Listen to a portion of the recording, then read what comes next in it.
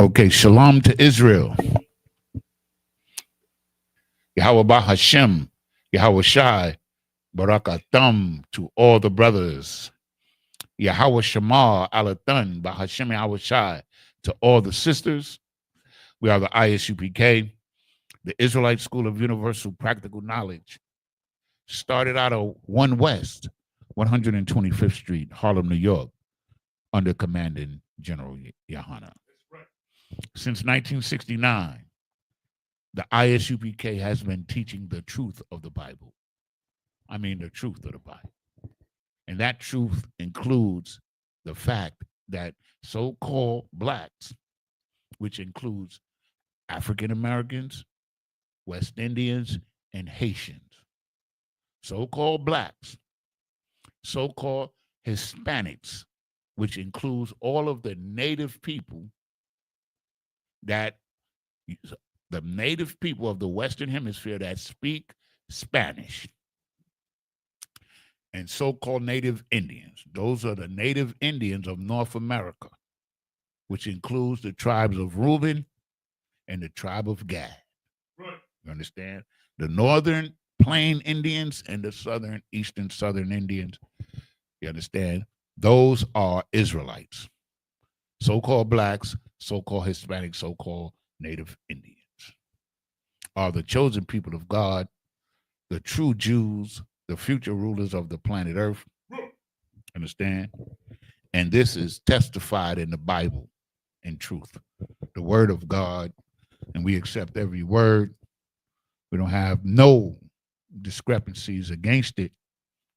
Understand what I'm saying? All we got to do is get the proper understanding.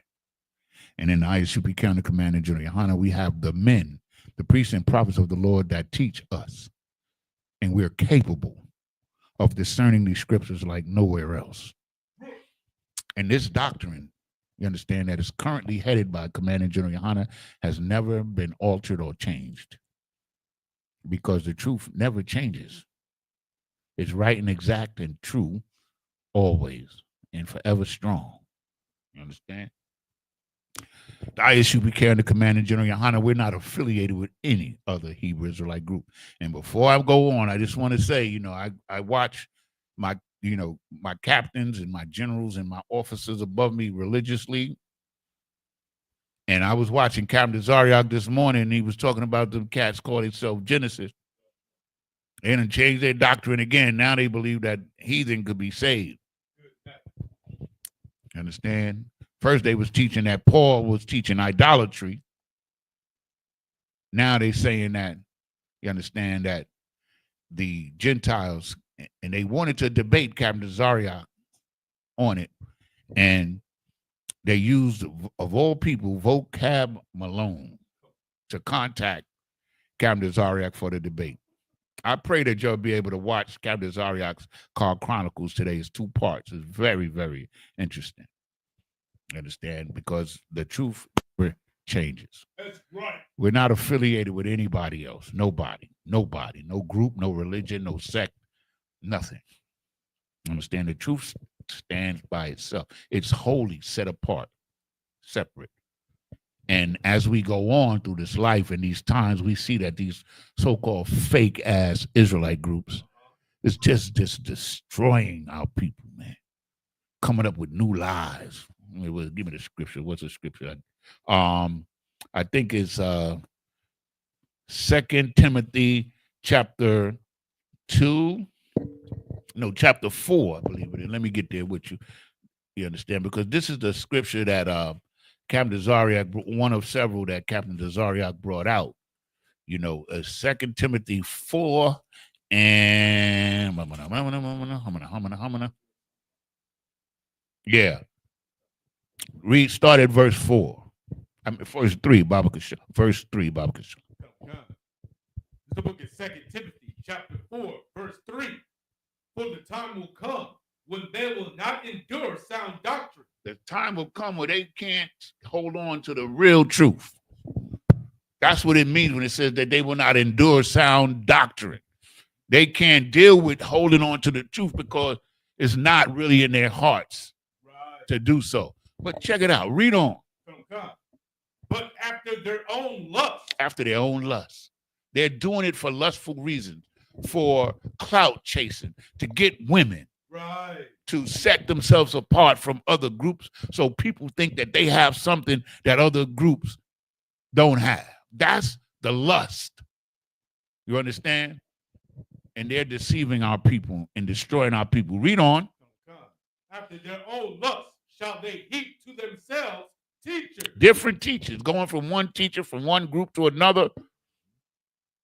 You understand? That's what it's talking about. Right? Now, check this out. I love this part right here. Having itching ears. Having itching ears. And what that means is that they're always listening for some new doctrine to con the people with. Right. That's the itching ear. Oh, shoot, that's new. Ain't nobody teaching that. I'm going to go with that. You understand? Read on. Verse 4. And they shall turn away their ears from the truth and shall be turned into fables. They're going to turn their ear away from the truth. They're not listening to the true men and prophets of the Lord. The priests and prophets of the Lord are in the Isupk exclusively. That's right. And they're not listening to anything.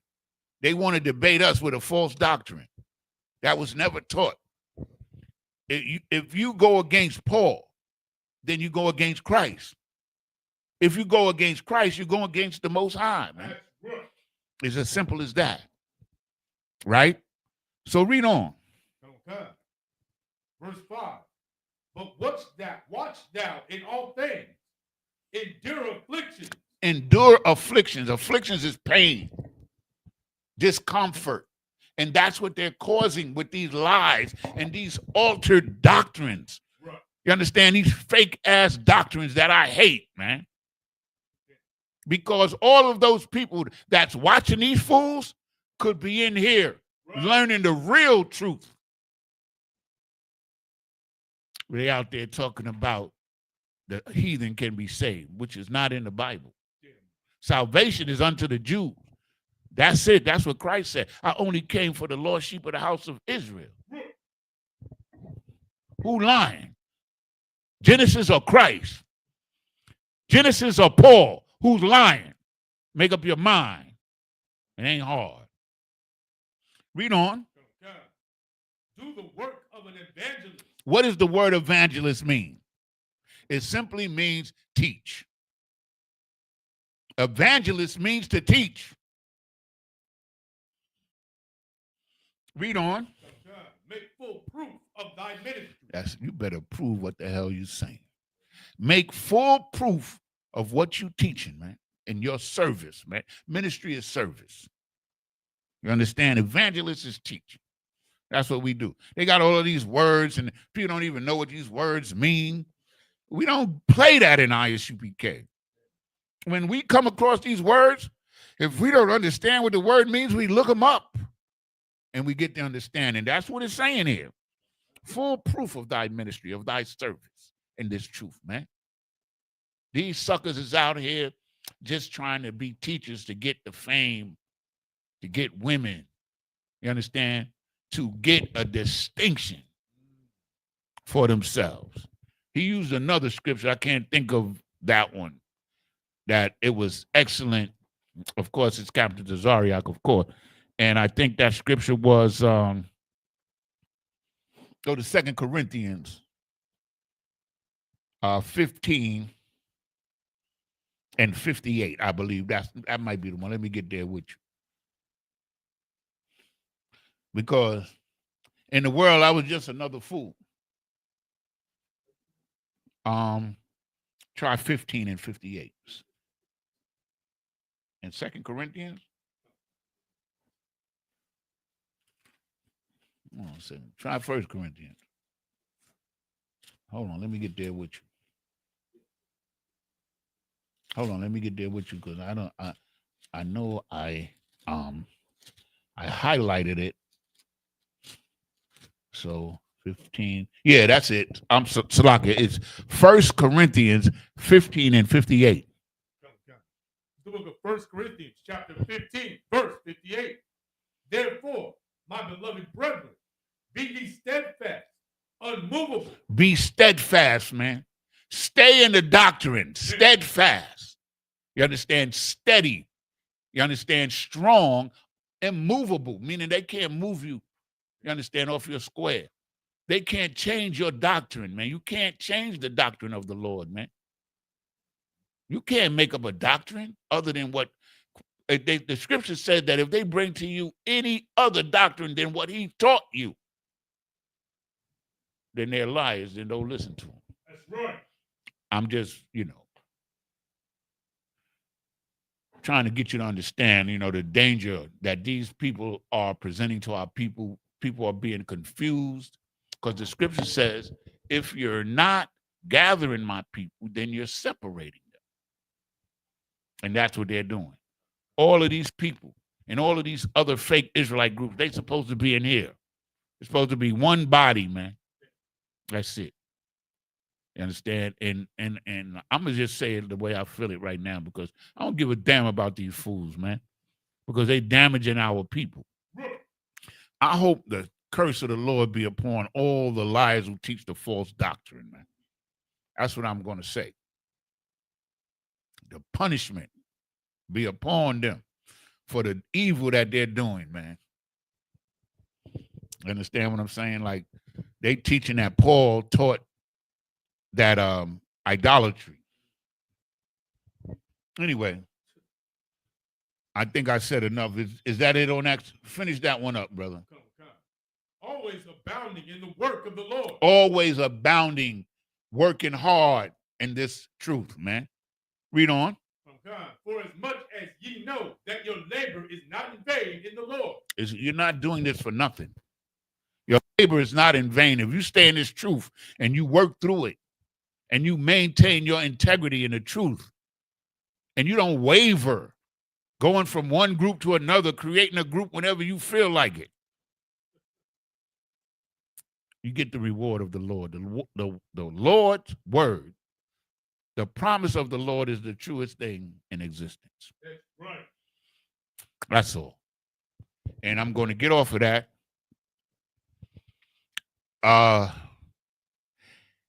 Give me Ecclesiasticus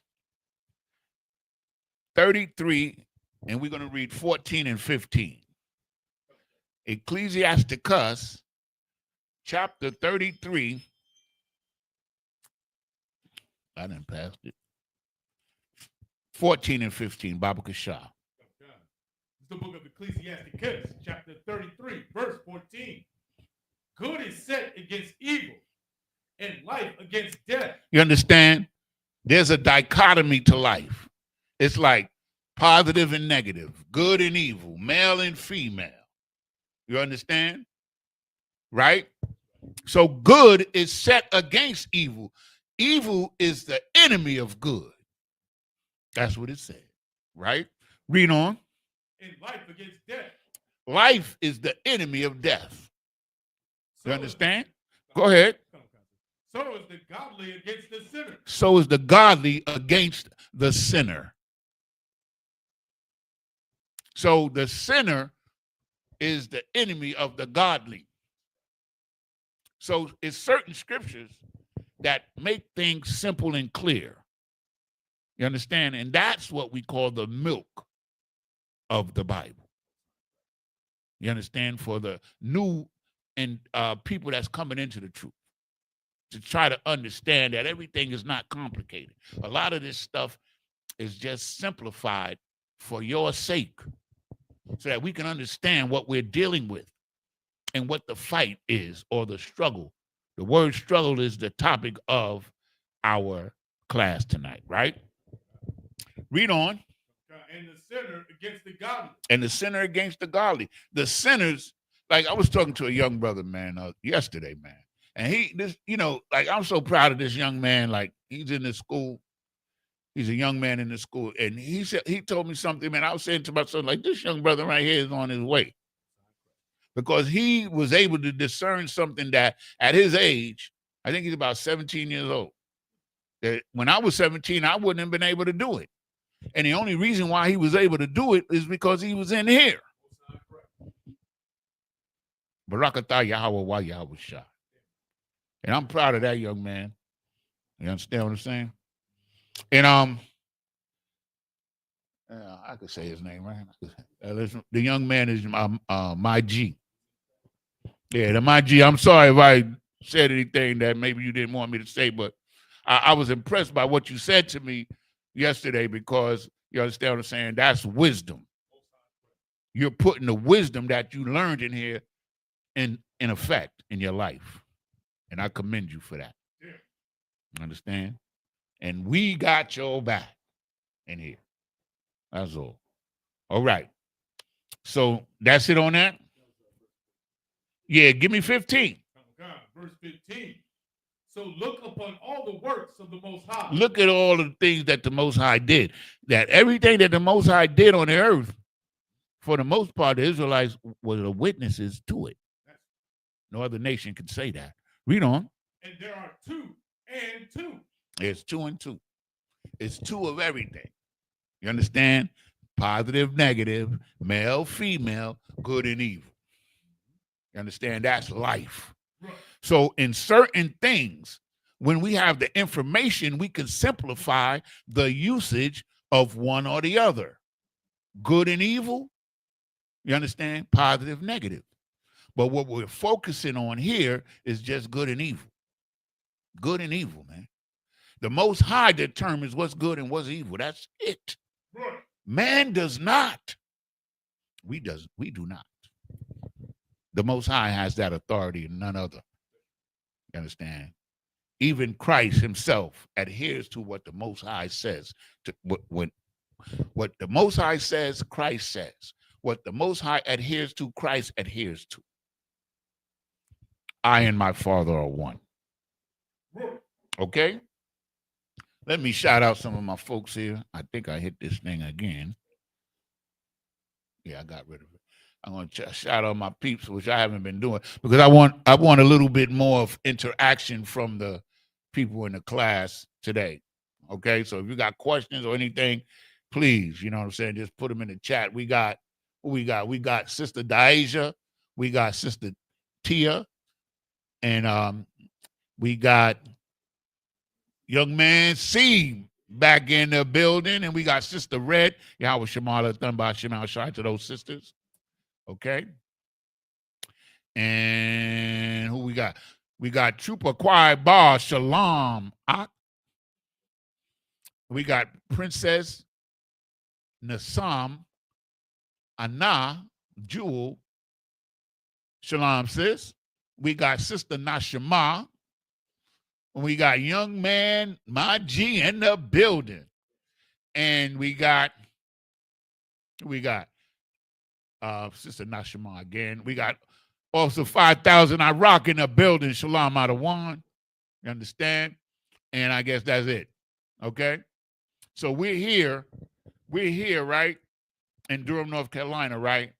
And we're here to teach, man. Right. Our job as priests and prophets of the Lord is to teach our people this truth, man, and bring them back to themselves.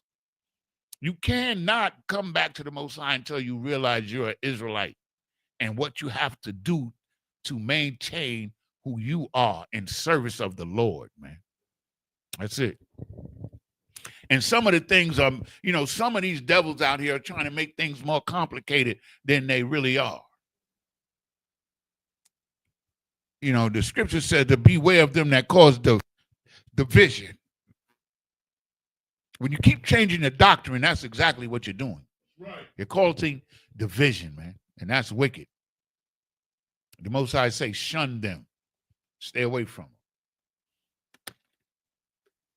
them. I don't really like to really name groups per se, but some of this evil, man, we gotta bring it out, man, and expose it for what it is, man, because it's our people's lives are at stake, literally. Right. This ain't no joke. This ain't no business to try to pimp people with a different doctrine because you want to be the head. I'm proud and glad and honored to have wise men of God above me that I need to learn from. And I'm not no fool out here trying to think I know something better than the men of the Lord, man. Get tired of this shit, man. Understand?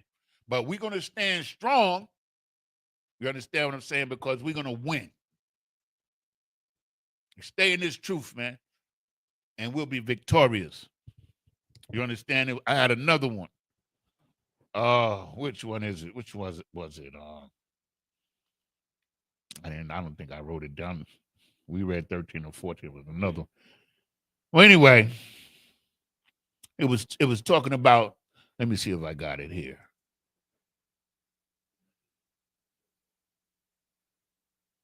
Yeah, we still in Ecclesiasticus, right? So go to verse 22, man. I'm going to use this one. It was another one, but I'm going to use this one. Come. Book of Ecclesiasticus, chapter 33, verse 22. In all thy works, keep to thyself the preeminence. Keep to thyself the preeminence. Keep the things that are the best. You understand? The things that God gave us the preeminence. Right. Keep that for us, for ourselves. Read. Leave not a stain in thine honor. And don't stain your honor, man.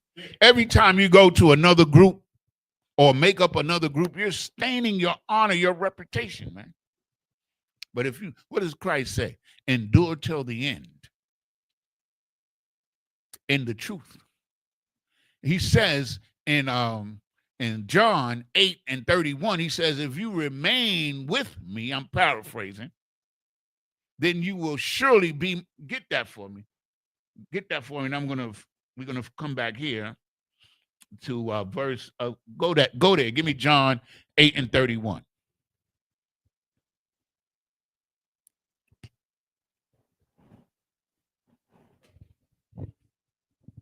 Book of John, chapter 8, verse 31. Then said Yahushua to those Jews which believed on him. The people that were in the school are the ones that believed on him. The people that were his students. Read. If ye continue in my word, then are ye my disciples indeed. If you continue in my word, what I say, what Christ says is what the Most High says. There's no difference. Understand? And now you're going to sit up here and tell me that the man that Christ put second in command is lying on Christ? Jesus, Lord have mercy. Leave not a stain in thine honor, man. Don't destroy your reputation. You're a fly-by-night fool, man, in my estimation, according to the scriptures. And I'm basing my opinion according to the men above me and according to the scriptures. Okay, go to chapter 34, and this is in Ecclesiasticus 34 and 14. Read that. Come. The book of Ecclesiasticus, chapter 34, verse 14. Whoso feareth the Lord shall not fear nor be afraid, for he is his hope. If we really believe in the Lord, right, we shouldn't be afraid, man. As human beings, we all have little fears and stuff like that. But overall, you understand what I'm saying? And in this truth, I'm not afraid of anything or anybody. Because the Lord said that this is what he just said. He said, whoso feareth the Lord shall not fear nor be afraid. For he, the Lord, is their hope, man. He's our hope. You understand? And what is there to fear? If we obey God, he said he's going to protect us and he is going to give us the victory. Yeah. That's what he said. You understand? So now we're going to get into our topic. Let's see if you see any questions. Let me know. If anybody has any questions, you understand this, just put them in the chat. Any comments or anything that you want to say. You understand? We're going to pay attention to the chat today and make sure that we interact with our audience. Put it that way. Okay, so now we're going to go here. The topic tonight is the struggle. Give me Deuteronomy 28:1. You understand? Because the promise that the Most High gave us from the beginning is the same promise that we like. The promise never changed. We changed. You understand? We went from obedient to God to disobedient, and we suffering the consequences. We have to understand that. We have to understand that. Understand? We're in this condition because we disobeyed God. Right. And the only way out of this condition is to come back to him. Return unto me, and I will return unto you. You understand? That's Malachi 3:7. So now, you got that? Okay. Read it. The book of Deuteronomy, chapter 28, verse 1. And it shall come to pass, if thou shalt hearken diligently unto the voice of the Lord thy power, to observe and to do all his commandments, which I command thee this day, that the Lord thy power will set thee on high above all nations of the earth. The Most High told us, man, if we would obey him, that we would be the rulers over all the nations of the earth, man. We would be the lead nation on the planet Earth, man. That's what he said. Now read verse 15. Okay, book of Deuteronomy, chapter 28, verse 15. But it shall come to pass, if thou wilt not hearken unto the voice of the Lord thy power, to observe, to do all his commandments and his statutes, which I command thee this day, that all these curses shall come upon thee and overtake thee. If you don't obey, it's just like your father. Your father said, listen, you go to school, you do your homework, you do your chores, you get treated well. You understand? You might even get a reward every now and again. You understand? But if you don't, I'm going to tap you or I'm going to restrict you. Whatever the punishment that is useful, whatever the discipline that is useful, the Father's going to put it down. That's your damn job, men of Israel. That's part of our job. And the Most High is the greatest example of it. You understand? Because he's punishing the hell out of his right now. He's punishing us. And one of the things that caused me to stay here and know that this is the truth is that I'm able to see that every punishment, every curse that the Most High, curse meaning punishment in this context, threatened us with, we suffered it. You go through Deuteronomy chapter 28 and you read that book, that chapter, and you find me one thing in there from 15 to 68 that we have not suffered. Find one. Right. And I wish you luck, because you will not. We've either suffered it before or we're suffering it now. Drug abuse, mental illness, cargo slave ships, children destroyed, the family structure destroyed. I don't care what it is. It's in there. That's the proof. That's what they call evident proof. Understand? It's like it's evidence that this is the truth. And when you have evidence that proves your case, what happens? You win your case. That's it. So the Most High gave us evident proof. You understand? And if we accept it for what it is, then we win the case. You understand? That's the struggle. You understand? Go to verse 23. The book of Deuteronomy, chapter 28, verse 23. And thy heaven that is over thy head shall be brass, and the earth that is under thee shall be iron. You understand? Meaning you caught between a rock and a hard place, man. Your struggle is going to be hard as hell, man. There's a ceiling above you and hard way to go beneath. You understand? That's your life. Right. That's what we're suffering right now. You understand? Is that it on 23? Give me 36. Verse 36. The Lord shall bring thee and thy king, which thou shalt set over thee, unto a nation which neither thou nor thy fathers have known. You understand? So read on. God. And there shalt thou serve other gods, wood and stone. You understand? The Most High told us everything, man. You understand? No matter who we put, the kings of Israel went into captivity, man. There's a, what is it? What do they call it? A presso? A cresso. It's a type of art where they have a fresco. Yeah, that's what they call it. That's like I couldn't remember. Of one of the kings of Israel bowing down to the king of Assyria. They have it to this day because the kings of Israel went into captivity. The kings of Israel or the rulers of Israel is in captivity right now. Right now. You understand? Because the men that would be kings in Israel was on those ships too. And the descendants of those men are here today in captivity. That's the proof. You understand? Read verse 37. God, verse 37.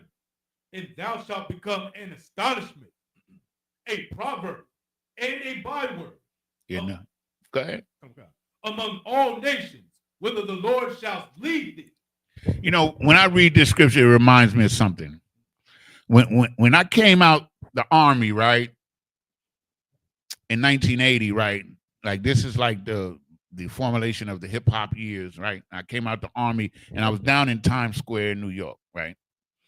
And there was groups of kids with cardboard boxes just doing the stuff that black people do all the time, everywhere they live. I don't care what part of blackdom you're in, niggerdom you're in, you were doing this shit. Right.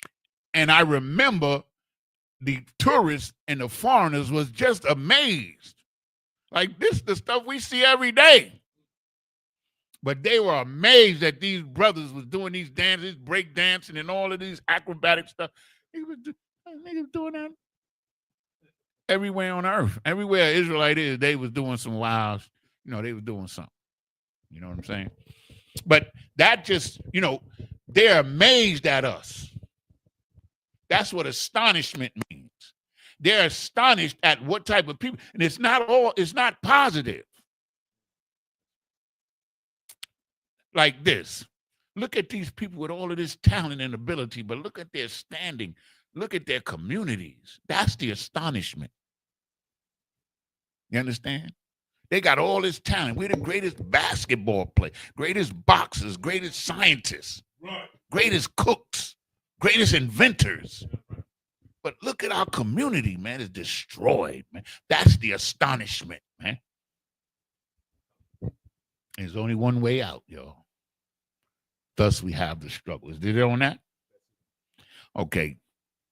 Give me 2nd Ezra, chapter 6 and verse 58. We're going to read 58 and 59. And let me get there with you. And when you get there, just read it. 2nd Ezra. Oh, I don't pass it.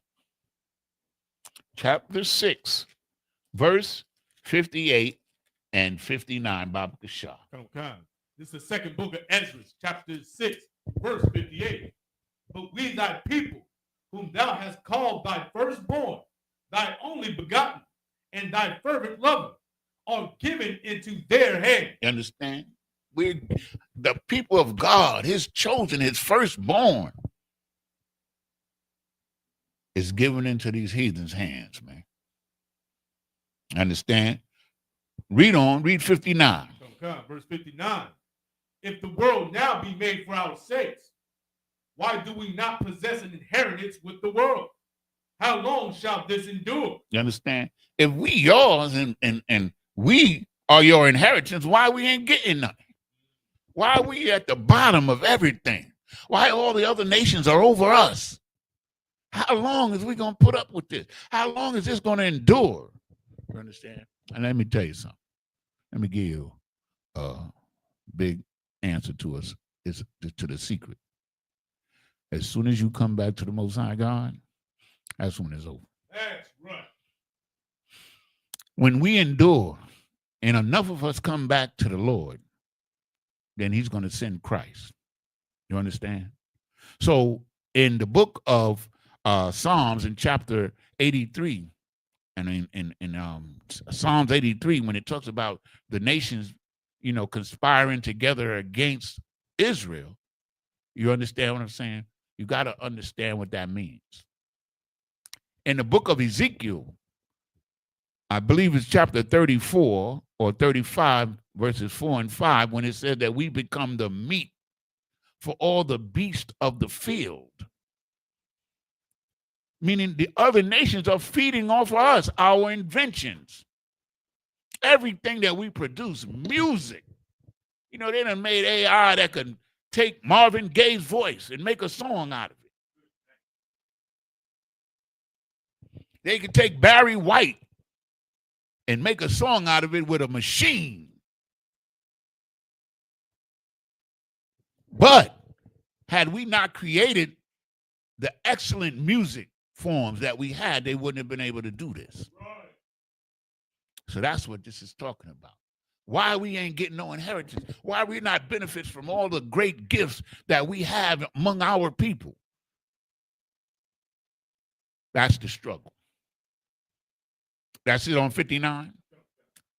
Go to Deuteronomy chapter 30, verses 15 and 19, because some of these concepts are going to be reoccurring. We're going to repeat them and look at them from a different lens, right? Okay.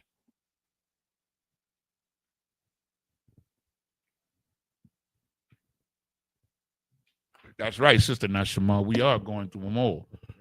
All of them, let me tell you this. All of them are already in effect. There's no new ones that's going to come. We are suffering them all. Like we suffered cargo slave ship 68. We suffered that. Now we're suffering the ramifications of that. Understand what I'm saying? The destruction of our mindset, being lulled to sleep by the doctrines of this world, the Christianity of this world, and the propaganda of this world has dumbed us down incredibly. Right. You got that? Come on with it. The book of Deuteronomy, chapter 30, verse 15. See, I have set before thee this day life and good, and death and evil. He said this in the Old Testament.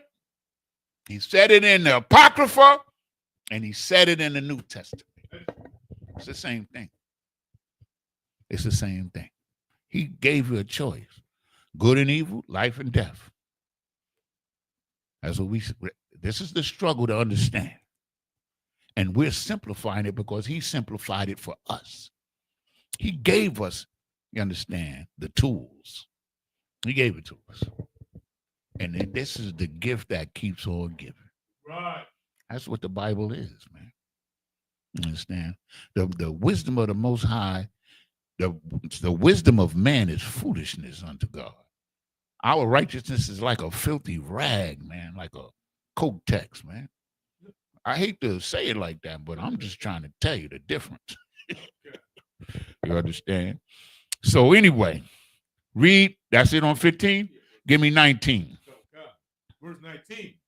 I call heaven and earth to record this day against you. He called the whole universe. This is how powerful you are. He called the whole universe, the heaven and the earth, to bear witness that he told you this. Read. That I set before you life and death, blessing and cursing. Therefore choose life, that both thou and thy seed may live. Understand? Reward is the blessing, punishment is the cursing. It's two things. You take a choice, make a choice, choose. And Isupk Durham, the Commander General, Your Honor, this is what we're asking you. The same thing that the Most High and Christ and all the prophets before us, we're asking you the same thing. To make the right choice and obey God and come to life. Obey God and come to life. Because this, what we're living right now, this is life for the oppressor. Oh, man, Donald Trump is having a great life right now.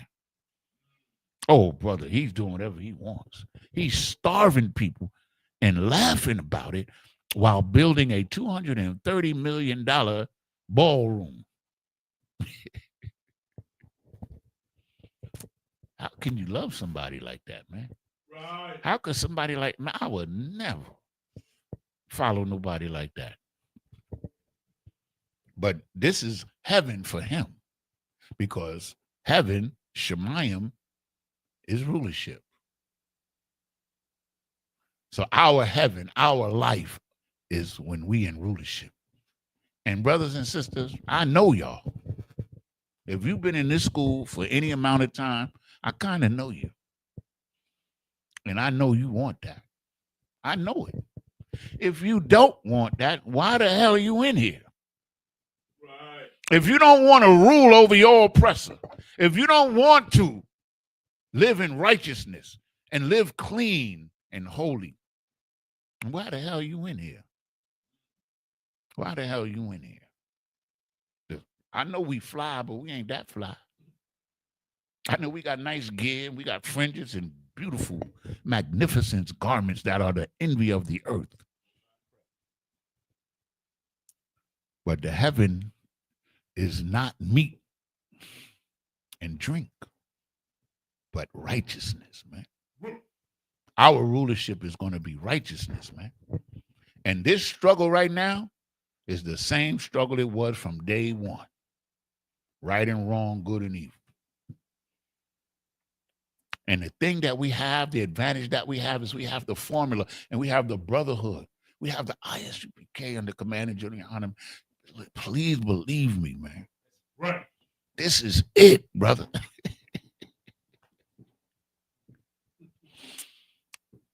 If not, then where is it? Is it in Sakari? Hell no. Is it in Genesis?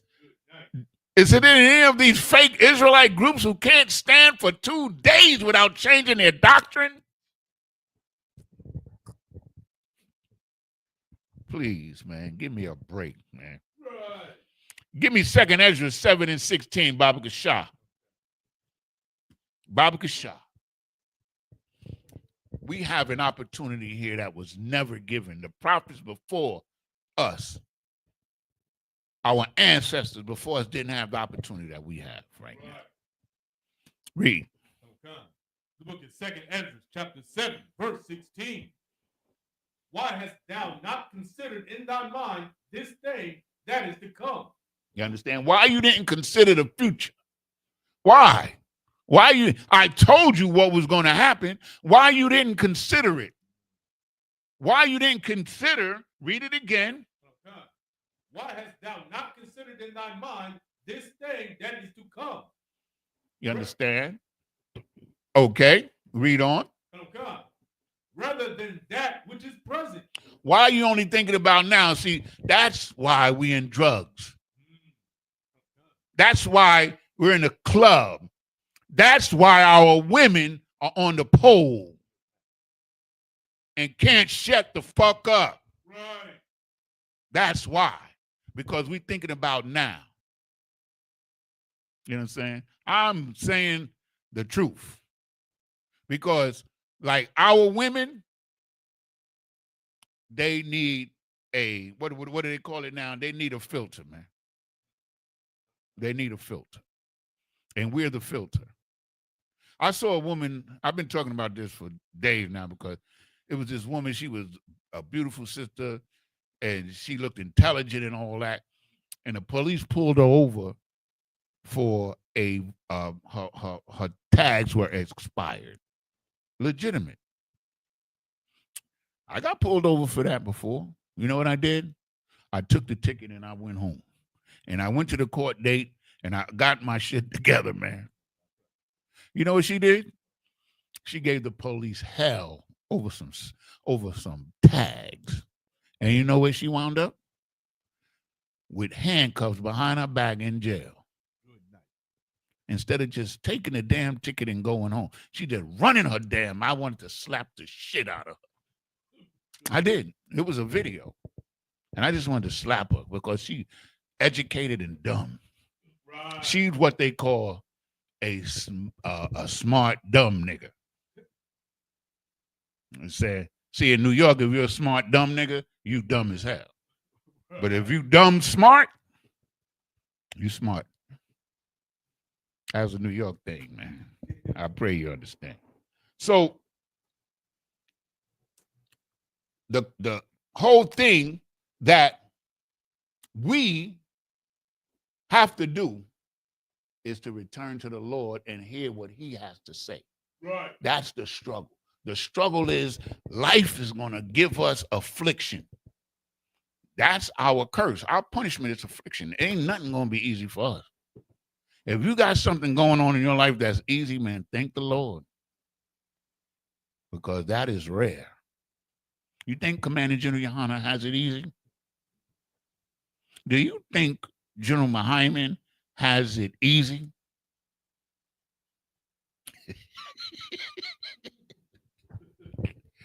Bro, you're going to hear some stories before it's all over.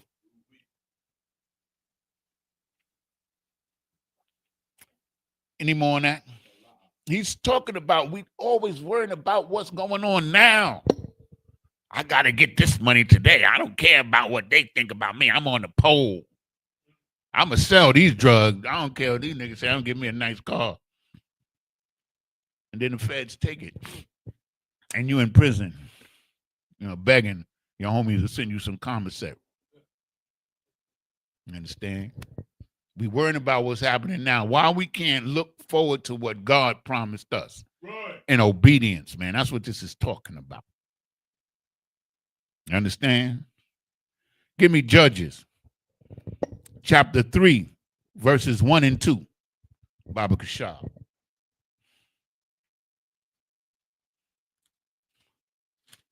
The people of Israel, so-called black, so-called Hispanic, so-called Native Indians. The Most High said he was going to bring us back together. And I see it start. You understand? Because we have a common enemy. There's this Hispanic brother. I always forget his name, but I love this brother. And I always share his posts, And he's a Hispanic brother. He loves black women. And I'm trying to remember his name, but he does a lot of really very important posts pertaining to the relationship with blacks and Hispanics, man. And I just pray that this brother would come into the UPK because he has an understanding of this and he's in the world. And I just said to myself, imagine this brother if he was with us. Right. How many Hispanic brothers, how much unity he could help forge. You understand? I'm just throwing that out there. I'm gonna get the brother's name, but he's a really smart brother. He was dogging all of them people who voted for Trump. Don't cry now. You picked him. You knew who he was from. This is what he was saying. You knew who he was from the first term that he had, but you didn't think he was going to hurt you. You thought he was going to hurt us, and now you crying because he's hurting you. And now you don't realize that we was crying because he was hurting us and still hurting us more than he's hurting you. Understand? So cry. We're going to survive him and every punk they put in there. Every wicked devil that God puts in that position is for us to see the man of perdition, the son of sin, the man of sin, the son of perdition, so that you can know who the devil is. That's why he's there. So that you can know who the devil is, man. Christ called them devils. Everybody don't want to listen to that. They don't want to see that Christ called a white man a damn devil. He told them, Israelites, you are of your father the devil, because they were being ruled over by the Romans and they were doing the bidding of the Romans, man. Christ called them devils. Is Christ lying or are you lying? I'm going with Christ. The white man is the devil. He's the devil, the deceiver of the earth, man. That's who the hell he is. And there's none other greater than him. There's deceivers among all people, but he's the best. Come on. Book of Judges, chapter 3, verse 1. Now these are the nations which the Lord left to prove Israel by them, even as many of Israel as had not known all the ways, of all the wars of Canaan. You know what wars are? Somebody out there in the chat, give me one word that represent what war means. One. And I'll just take a couple. Just come on. Just give me one word. I already gave it to you. I ain't seen nothing yet. One word. When he says here, these are the nations which the Lord left to prove you, to test you with. Even as many as Israel had not known. All the wars of Canaan, the land of Canaan where we were going to take. Okay, for time's sake, it's just simple as this. Struggle. That's the topic tonight. Wars, he taught us the struggle. Like, he could have killed all of those nations and wiped them out and just we just walk into the land of Canaan and make it the land of Israel.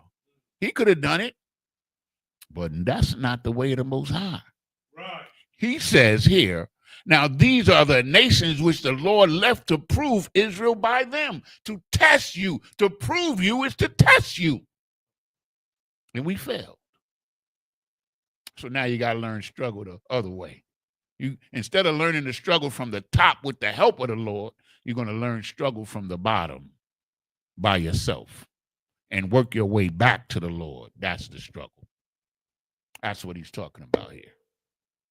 We had to fight to take that land, because if we didn't, we wouldn't have had no value of it. Right. You didn't value the word of the Lord when he told you. So now you're going to value it, because you're going to struggle to get it and keep it. That's the struggle. To make the right choices. You know, I watch my daughter over the phone. She's sending my autistic daughter off to school every morning. She goes to the little school bus, and my daughter's saying, make good choices. Make good choices. That's what she tells my daughter every morning, my granddaughter. And I said, my daughter, I'm going to tell you, my daughter is a great mother. She is. I love her motherhood. You understand? She don't pick right niggas, but she's a great mother. And I'm gonna stand with her. And she tells my 7-year-old autistic granddaughter, whom I love, she's my heart, every morning, make good choices. And she's starting to make better choices. That's the Most High. That's parenting. Make good choices. Obey God is a good choice. Right. Coming in the Isupk is the facilitation. Facilitates. You understand? The way back to God. This is the door. This is the little sanctuary. Yeah. This is it. There's no other. You understand? That's the struggle. He told us this in Judges. This was before we even got into the land. Before the nations knew about us, he told us this. But we didn't understand. We didn't understand that war is struggle, man. And he wanted us to learn war. Because to survive, you understand, you have to make choices. And sometimes you got to fight war. Sometimes you got to fight your enemy. Sometimes you have to fight yourself. That's the struggle. Give me Ecclesiasticus 2, 1 and 2. Do I want verse 2? Yeah, give me verse 2. Yeah, baby. Oh, yeah, definitely give me verse 2. Salakia. Book of Judges, chapter 3, verse 2. Only that the generations of the children of Israel might know, to teach them war, at the least such as before knew nothing thereof. Understand? We didn't really know the struggle. Why? Because we was in captivity in Egypt. And some of us wanted to go back to Egypt and get the flesh pots. You understand? We wanted We loved oppression, man. We were being oppressed by the Egyptians, and we was oppressed for 400 and some odd years, 430 years, and we loved it. So we didn't know struggle, man. So now the Most High told us, I'm going to teach you struggle. I'm going to teach you war. Because that's war and struggle is synonymous, man. You show me a war that's not a struggle. Show me one. You show me a struggle that's not a war. You warring with your damn self. We all are. Right. So now, that's it on 2, right? That's good. Now give me Ecclesiasticus 2, and we're going to read verse 1 and 2.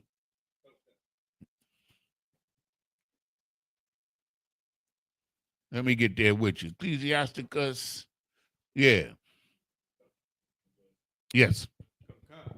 The book of Ecclesiasticus, chapter 2, verse 1. My son, if thou come to serve the Lord, prepare thy soul for temptation. You understand? Like, this is bedrock UPK scripture right here. If you want to serve the Lord, prepare for temptation. That's the struggle. Again, he gives you the vision of the struggle, the understanding of the struggle in many different ways, because it's a lot of ways to look at it. And all of this is about preparation to go through the struggle. That's what it is. He said that he's going to give you these nations to prove you, to test you, to teach you. Right? Ain't that like when you were in school and you had to take a test? That was a teaching platform, right? My son, if thou come to serve the Lord, prepare yourself for temptation. Read verse 2. Okay, verse 2. Set thy heart all right and constantly endure. Set your mind right. Get your mind right. That's why I love these young men, man. To see these young brothers, man, coming in and getting their mindset right at a young age, man, that is marvelous. It is a beautiful thing to see, man. Set your mind right, man. Get in here under these men, these priests and prophets of the Lord, man, and be grateful that you got somebody over you. You understand? That's going to teach you what's right, because they were taught what was right. Everybody in here was taught by the Lord in Christ, from Commander General Yohana on down. But Commander General Yohana taught everybody in here, from Commander General Yohana on down. Yeah, right. You understand? Read on. Come. And make not haste in time of trouble. Yeah, that's a big one there. Because when things go wrong, we trying to come up with a quick answer because we thinking of now. He said, don't make haste. Don't make fast decisions. Don't make hurried decisions and moves. And we do it all the time. So we have to learn how to refrain from that and think our way through. That's what he's talking about when he says, set your mind aright. Set your mind aright. Think about what you're doing. Think of the consequences. That's what it's talking about, of your decisions. Okay? And this is something that they don't teach us, man. They don't teach. They teach you to be a selfish bitch. Right. I'm talking about men and women. They teach us to be selfish as hell in this kingdom.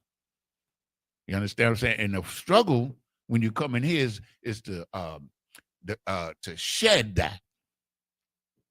Trust me, I know I was a selfish bastard in this world, brother. And I know what I'm talking about. And to shed myself of that selfishness is a struggle, man. But I'm winning because I'm in here. And I got brothers in here that are selfless more than me. You understand? I'm trying to be like them. You understand what I'm saying? Because that's what we have the brotherhood and the sisterhood for. Okay, let's move on. Give me Judges. Let's go back to Judges chapter 3. I need 5 through 7, Salaki. Because This is the struggle. We have to understand what the struggle is. And the struggle is simple, but it's complicated because of the affliction that we're under. Can easily, you understand, divert us. Shouldn't be struggling to please man. I know you got a boss and you have to do your job, but that's not what I'm talking about. You ain't got to be his friend. Right. You don't have to sell your morals or your integrity to him. You understand what I'm saying? Do your damn job. But keep your integrity, man. Keep your integrity. You understand? That's what we have to do. You understand what I'm saying? We know we in captivity. All of us had a boss. You understand? We have to listen to the boss and do what the boss said. But we didn't have to sell our souls to him. Because you can do any job without selling your soul. I don't care what the job is, except maybe politician. Right. I don't think you can do that job without selling your soul. I really don't. And yeah, the brother said law enforcement, probably. But you can do law like General Hazayan. He was a law enforcement. He didn't sell his soul. He maintained his integrity so much that the Most High brought him into the truth. Damn right. He didn't abuse those brothers when he had an opportunity to. The Most High brought him into the truth. But them brothers that was abusing other brothers in the law enforcement, they not coming in here. Right. Integrity. General Hazayan. Okay. You got it? Read. It's the book of Judges, chapter 3, verse 5. And the children of Israel dwelt among the Canaanites. So we lived among these so-called Hamites, Canaanites, right? Today we call them Africans, right? So we living with them. Read. Hittites and Amorites and Perizzites and Hivites and Jebusites. All these different nations, man. We living with them just like we living with them right now. It ain't no difference. It's the same damn thing. You understand? Read on. Verse 6. And they took their daughters to be their wives. And that's it. We started marrying them. Man, these Israelite women, they fine as hell, but they hard to get along with. Because they smart and strong. And we have to be stronger than them in righteousness. And the only way we can be stronger than our women is in this truth. If you ain't in this truth, a woman can have you, man. She break you down, do all kind of manners evil to you. Right. And you wind up begging. But in here, no. Ain't no woman breaking no nigga in there. At all. If he's in his truth, he's going to stand strong because he has the tools to do so. Understand? We have to be men, understand, in order for our women to be women. You know, can a woman be a woman with a libidic guy? Hey. I don't think so. You understand? All of these things is the struggle. And we're not supposed to marry. The Most High is saying that you're the best. That's what he says. You're the best. You're my firstborn.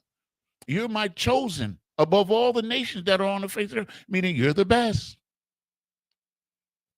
Why are you going to take less than the best into your bed? Right. Shit crazy as hell to me. That's something that even before I was in the truth, man, I was not with it. You know what I'm saying? Man, I would never marry a heathen in my life. Even when I wasn't in the truth, that wasn't even a thought. Damn right. You understand? And here now, what this is, remember, he left these nations around us to test us. So our women walking around dressed modest, you know, under the law, you know what I'm saying? Might be a little rough to get at them because you got to go through a father. You understand? She might have an answer for everything you say. You know what I'm saying? You might have to work a little harder with your game. But that heathen over there, you can pull her. You understand?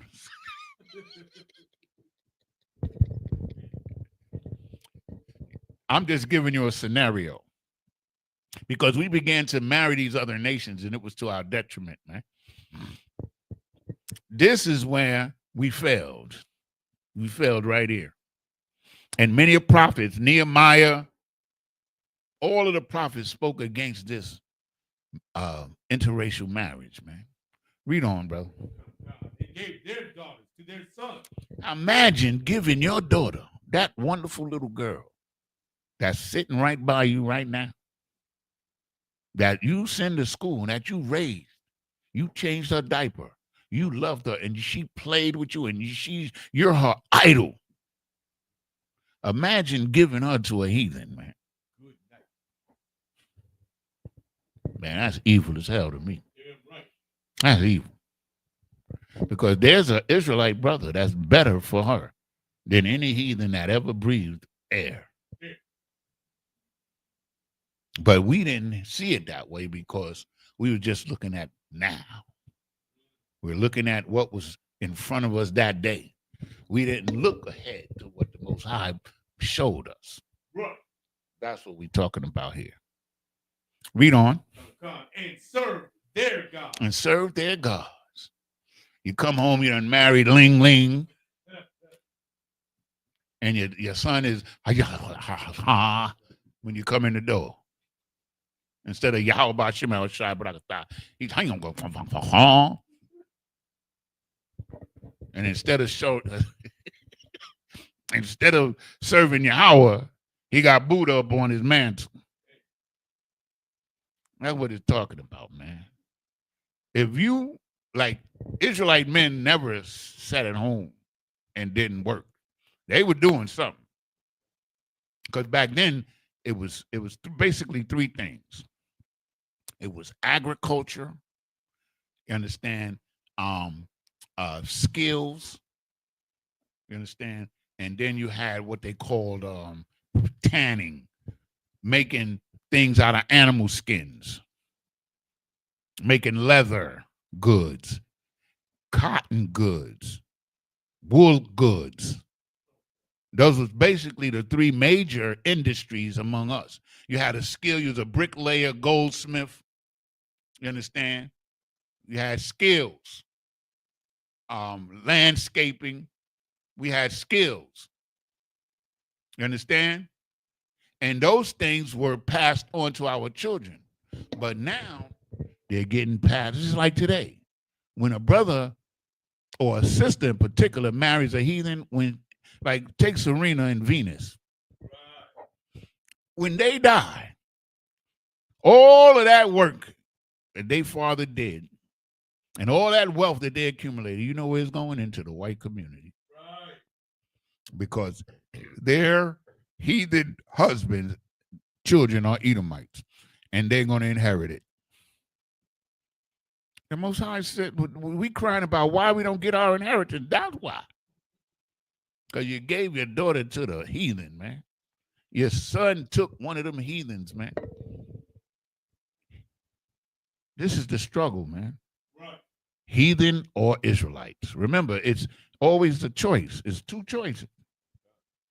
Right or wrong, good and evil, light or dark, Israelite or heathen. That's it. You understand what I'm saying? To hell with them heathens, man. They don't mean you no good. That's what he's telling you here. We started serving the heathen gods, man. You know, it's just like Michael Jordan was the greatest basketball player, some people say. And then he went to play baseball where he sucked. It's like that. He was not a good baseball player. You know, and he was not. I don't care what anybody tell you. I was there. I watched him. He went to they brought him into double A. He went to triple A, single A. He was at the lowest level of baseball. He never made it to the majors. But he was the greatest. That's you. You the greatest in the world, and then you lowering yourself. You're accepting what's worse over what's better. Most High told you, man, you got the best woman. Right. He told you that. Don't marry them other women. They're going to make you serve other gods. And that's what happened to us. That's what happened to us. You understand? Is that it on 7? Give me 7. God, the book of Judges, chapter 3, verse 7. And the children of Israel did evil in the sight of the Lord. It's evil doing that, man. You serving other gods, man. What? Yeah, so your father's in there like, damn. I did not tell these niggas not to do that. Did not tell them not to marry these people. Ain't hear a word I said. Oh, okay. Go on now. Go on. Come on, read on. And forget the Lord their power. They forgot about the Most High and what the Most High told them. That's us. And so when they learned that they could get us to forget about what the Most High, you understand, taught us, that's how they were able to defeat us, man, and destroy us, man. That's what the 83rd Psalm is all about, man. That's all throughout the Bible, man. It was the Moabites, man, who learned that from one of us. And all the nations know it now. If you can get these niggas to sin, and the Most High gonna laugh at them, man. Keep you in sin. Why you think they put drugs in your community? Right. Why you think your women is on the pole more than any other? Understand? Because they know that's your doom. Understand? I saw this show the other day. This man married this woman. He was a very educated man, but he was going to the strip club and he married a stripper. Exotic dancer, she called herself. And he bought her a ring. And he wanted the ring back. I personally felt that he should have got the ring back. But the judge told him, yo, man, you went into that stripper club, man. You know what I'm saying? And you knew she was a stripper. Now you mad because she's a stripper.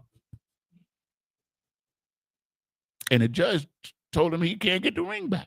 Now, I felt he should have got the ring back. But what the judge told him was right. You knew she was a stripper when you went up in there.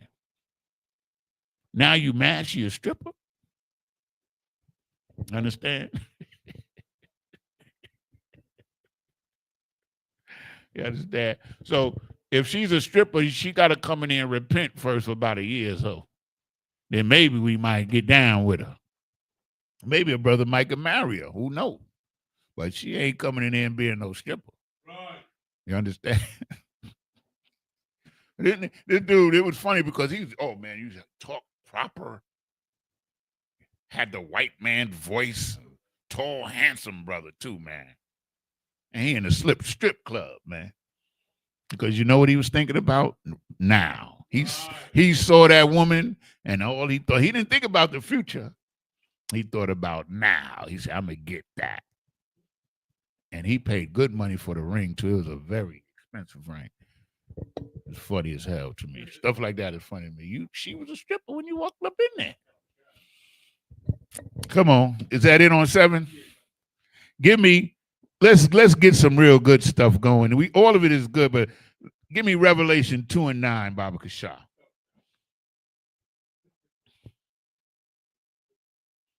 Mad at stripper, man.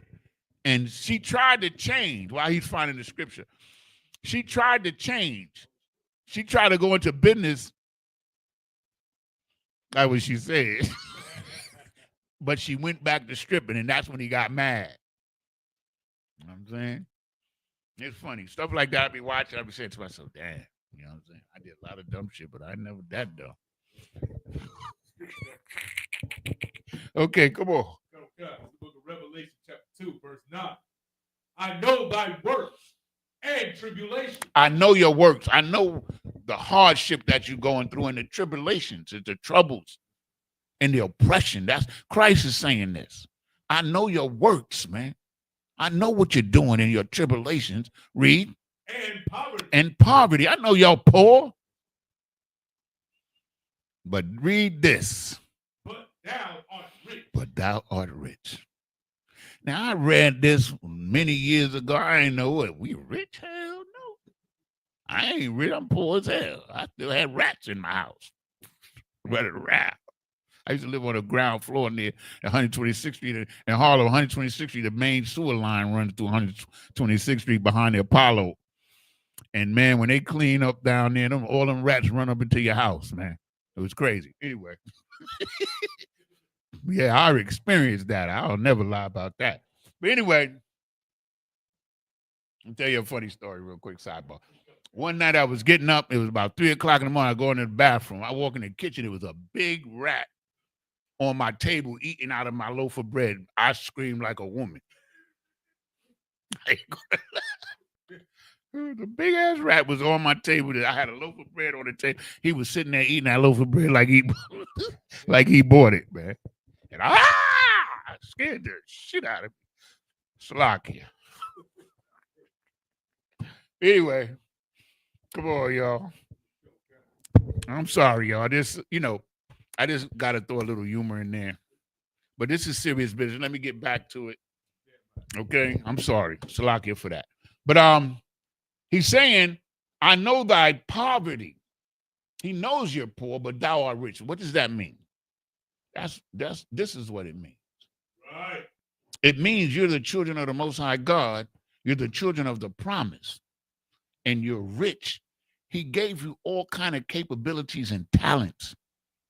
Understand? That make you the greatest people that ever walked the face of the earth. But thou art rich. But thou art rich. You got everything that you need. He provided for you, and he gave you the formula. He only gave this book to you. This book doesn't pertain to any other nation at all.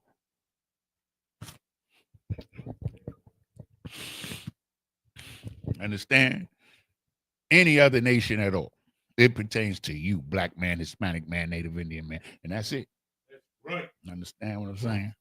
So you are rich, but listen to this. And I know the blasphemy of them which say they are Jews and are not. I know the great lie of them who have stolen your identity. That's right. And are not Jews at all. I know them. You understand?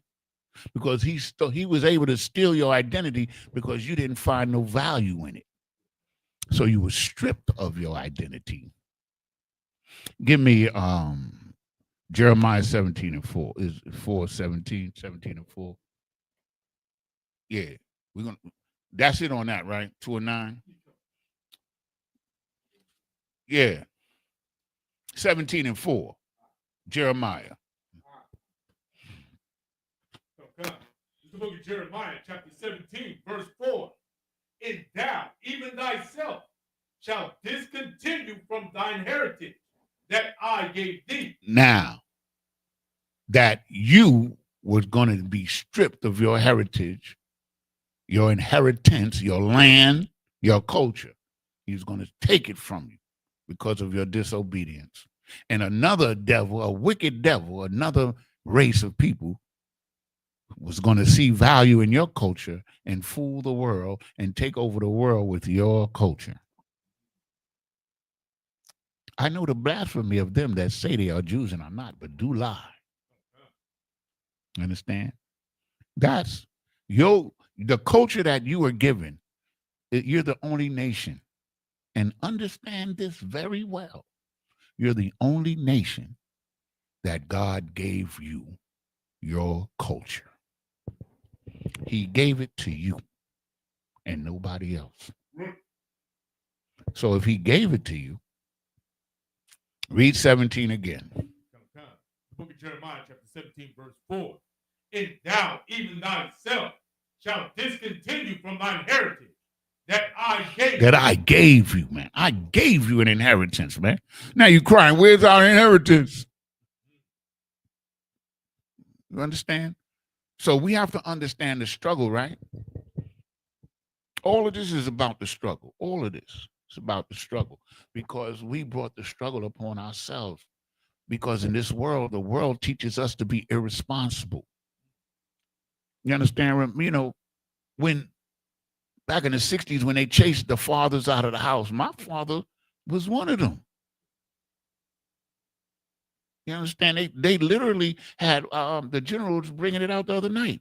They had a clause, the no father clause. If you got welfare assistance or well, they didn't have food stamps quite yet, welfare or and housing assistance, it couldn't be no man in the house. That was in the clause. There's a movie that I always talk about that every black man, Hispanic, is called Claudine. It stars James Earl Jones and Diana Roy. I'm not Diana Roy, Diana Carroll, and the kid from Washington from Cooley High. He's one of her sons. You got to watch that movie. It's all about that. It's called Claudine, man. That's I don't know. That's one of the to me. That's one of the best black movies, black exploitation movies ever, and you hardly ever see it because there's a message in it. Understand? And of course, the building where she lived in, 143rd Street and Edgecombe Avenue, I knew people that lived in that building. But that's where they're supposed to live. You understand? But anyway, Claudine, man, that's an excellent movie, man. If you want to see a black movie that has some meaning to it and it's well done, there's comedy in there. It's heartful, you know, it's heartfelt stuff in there, and it's truth on how they chased the black men out of the families. It was a policy because once they gave us the civil rights, they knew that we were going to benefit from it and be strong. So they said, listen, we're going to give this is the two things that they did, basically. They destroyed the black family and they brought in the heathen, the other nations, because when I was a little kid, it was blacks, Hispanics, and white people, and so a few Chinese sprinkled around. But by the end of the 70s, the whole world was over here feeding off of us. Right. That's a fact. That's a fact. They brought in all these other nations to, you understand, to benefit for what we fought for. That's a fact. Let's get back to the scriptures. Where are we at? Give me Galatians 5 and 19 and 20. Galatians chapter 5, we're talking about the struggle, man. Our people have to understand the struggle, man. They want to wipe out our history, man. But our history is right here. And everything that I'm talking about now and that's happening to us now happened to us back then. There's nothing new under the sun, man. Right. You think it wasn't no drugs and no get high back then?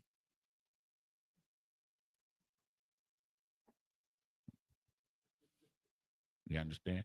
It wasn't like now, but, you know, they had little potions and stuff, you know what I'm saying? They had marijuana. Right. They found marijuana in Egypt, in the tombs and shit. Yeah. Remember, what was that movie we was watching at that time when we was going to one of them festivals? The Book of Clarence, man. I hate that movie, but it was funny though. It was. I hate that movie because of the way they portrayed it, you know. But we're getting on. Always, man. There's nothing new under the sun. Come on. The book of Galatians, chapter 5, verse 19. Now the works of the flesh are manifest, which are these: adultery, fornication, uncleanliness, lasciviousness.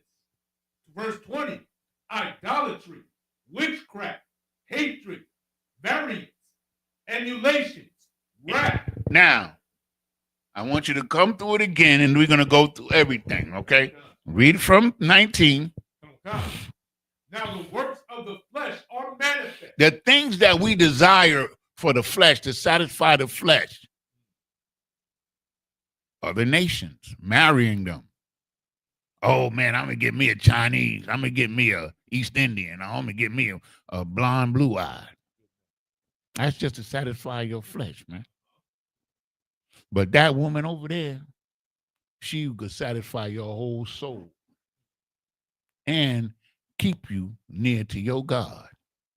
She's your help meet. If she's not doing that, she's not doing her job.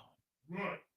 If you're not standing strong with her and trying to bring her closer to God, then you're not doing your job. Interracial marriage is unlawful. Read on. Oh, God. Which are these? Adultery. Adultery, man. Trying to sleep with another man's woman, man. Right. Understand? Adultery. Fornication. Fornication, unlawful sex. Unlawful sex is normal now. Is there anything called, aside from ISUPK, because Genesis is just simply not, and forget about Sakari. Right. Unlawful sex, So, you understand? Unlawful sex is anything other than a man and a woman. Right. It's unlawful. Anything other than a man and a woman, marriage, sex outside of marriage is fornication. You understand? So, fornication, unlawful sex, Levitic Q, all that. Bestiality. You know, bestiality is legal in some countries, man. Oh, that's a fine-looking goat over there. That's amazing. That's astonishing. That a person would look at an animal, man. Jesus Christ, man.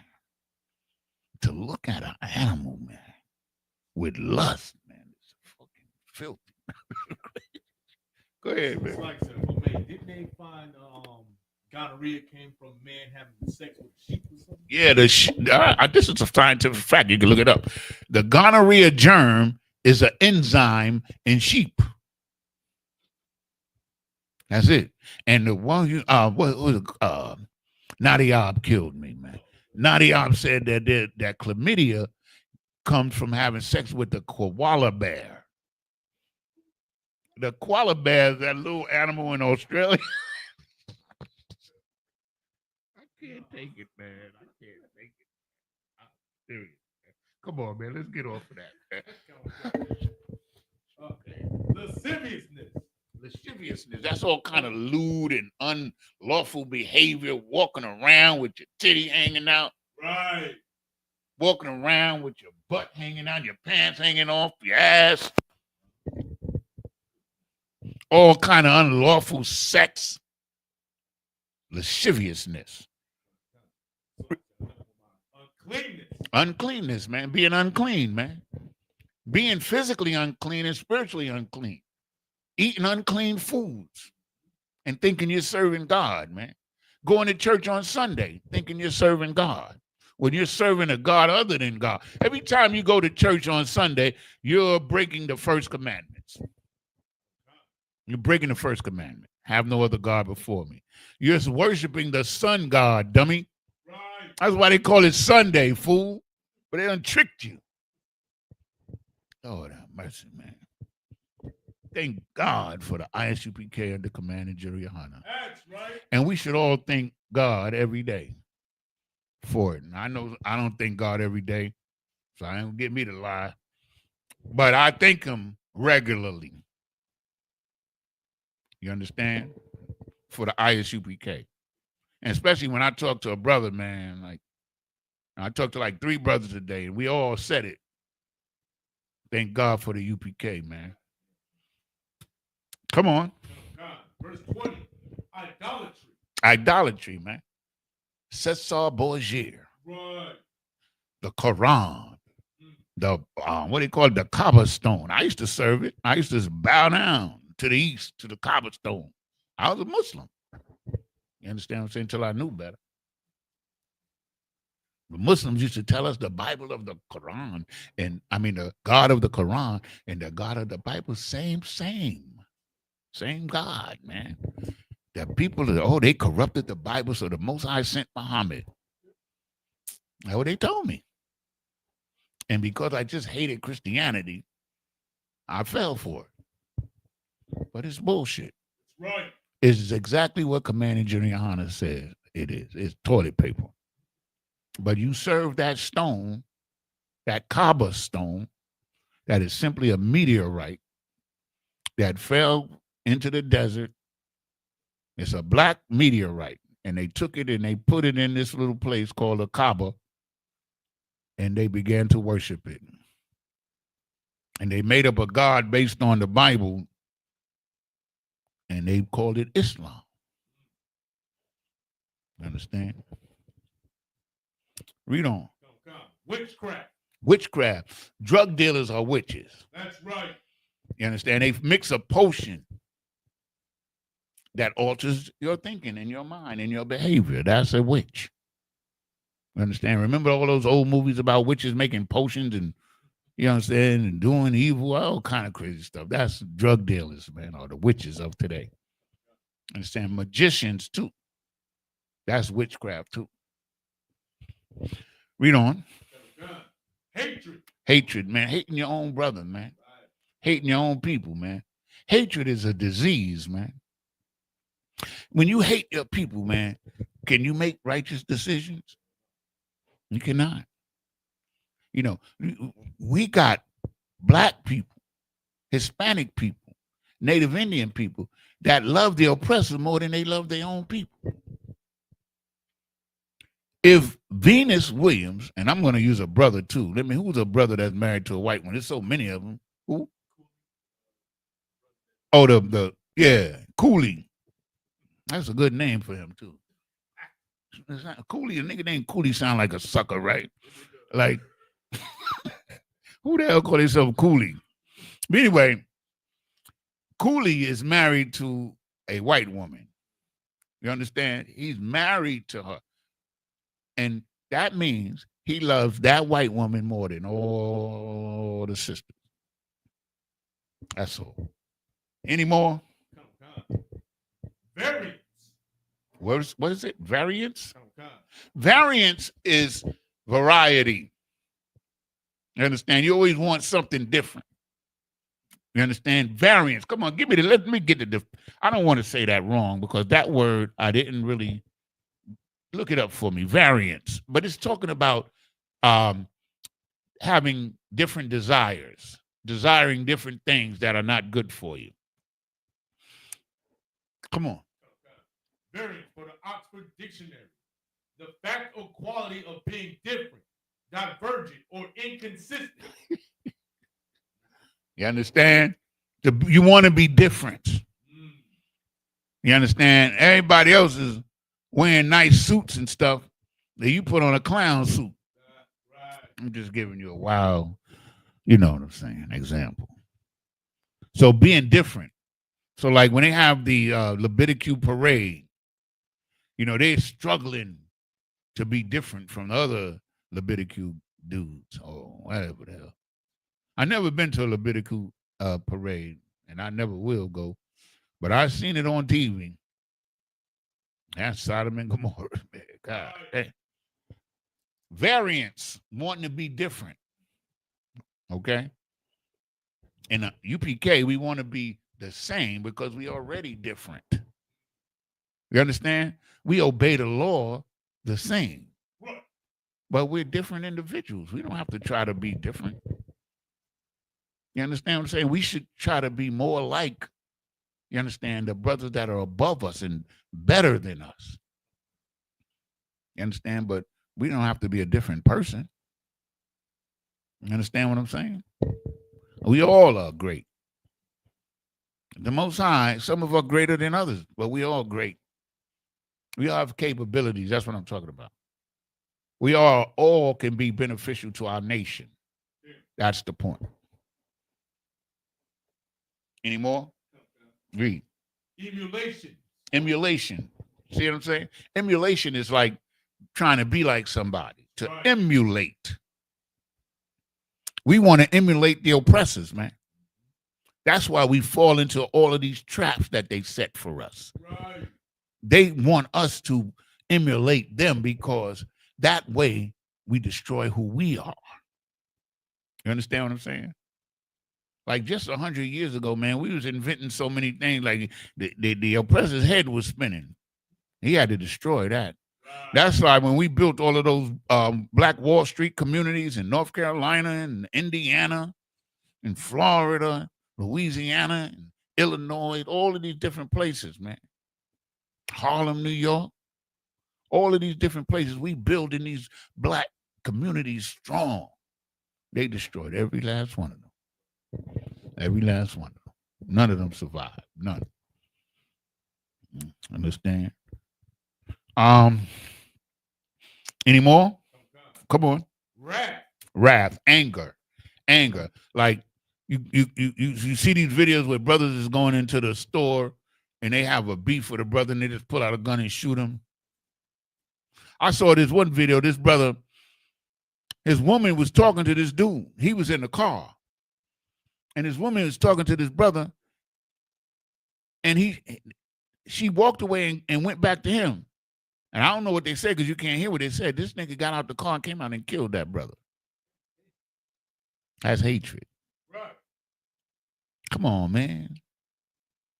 If your game is that weak, well, you don't need that system, man.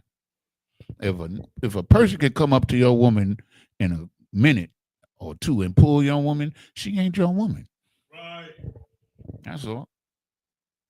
He killed that brother. Got out the car and shot him point blank, man. 2 times.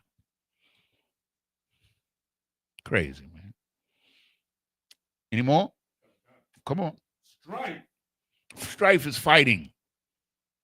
Always fighting and arguing. Come on. Sedition, meaning always going against the rules. Trying to destroy something. You understand? Sedition is like when you rise up against the government. That's sedition.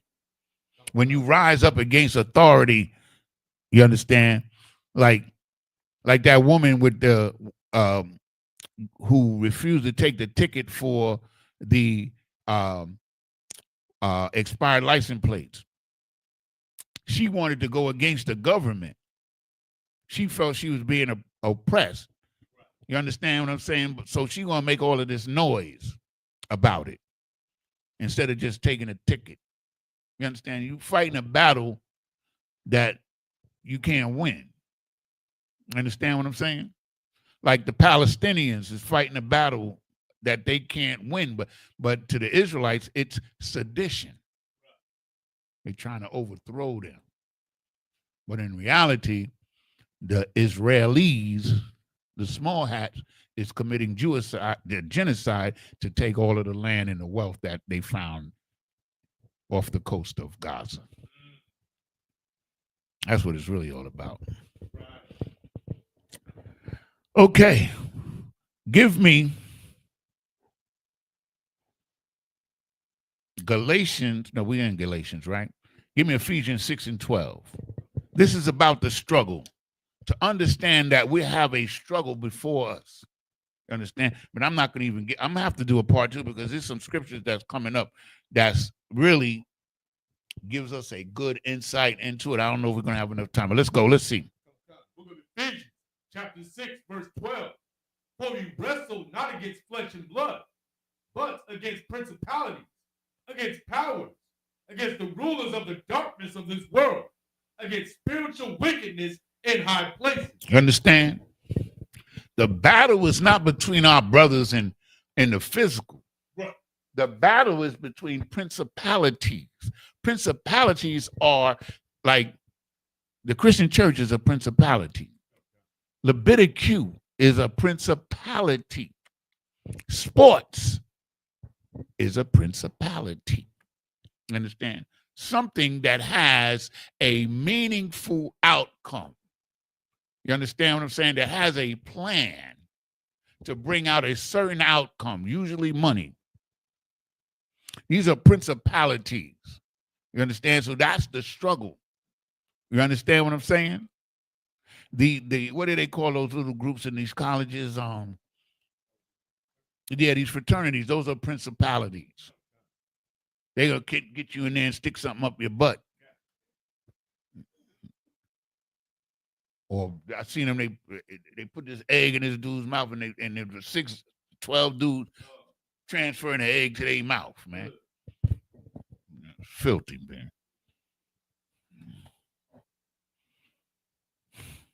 It's sad, man. But this is the struggle. The struggle is not against your brother. Right.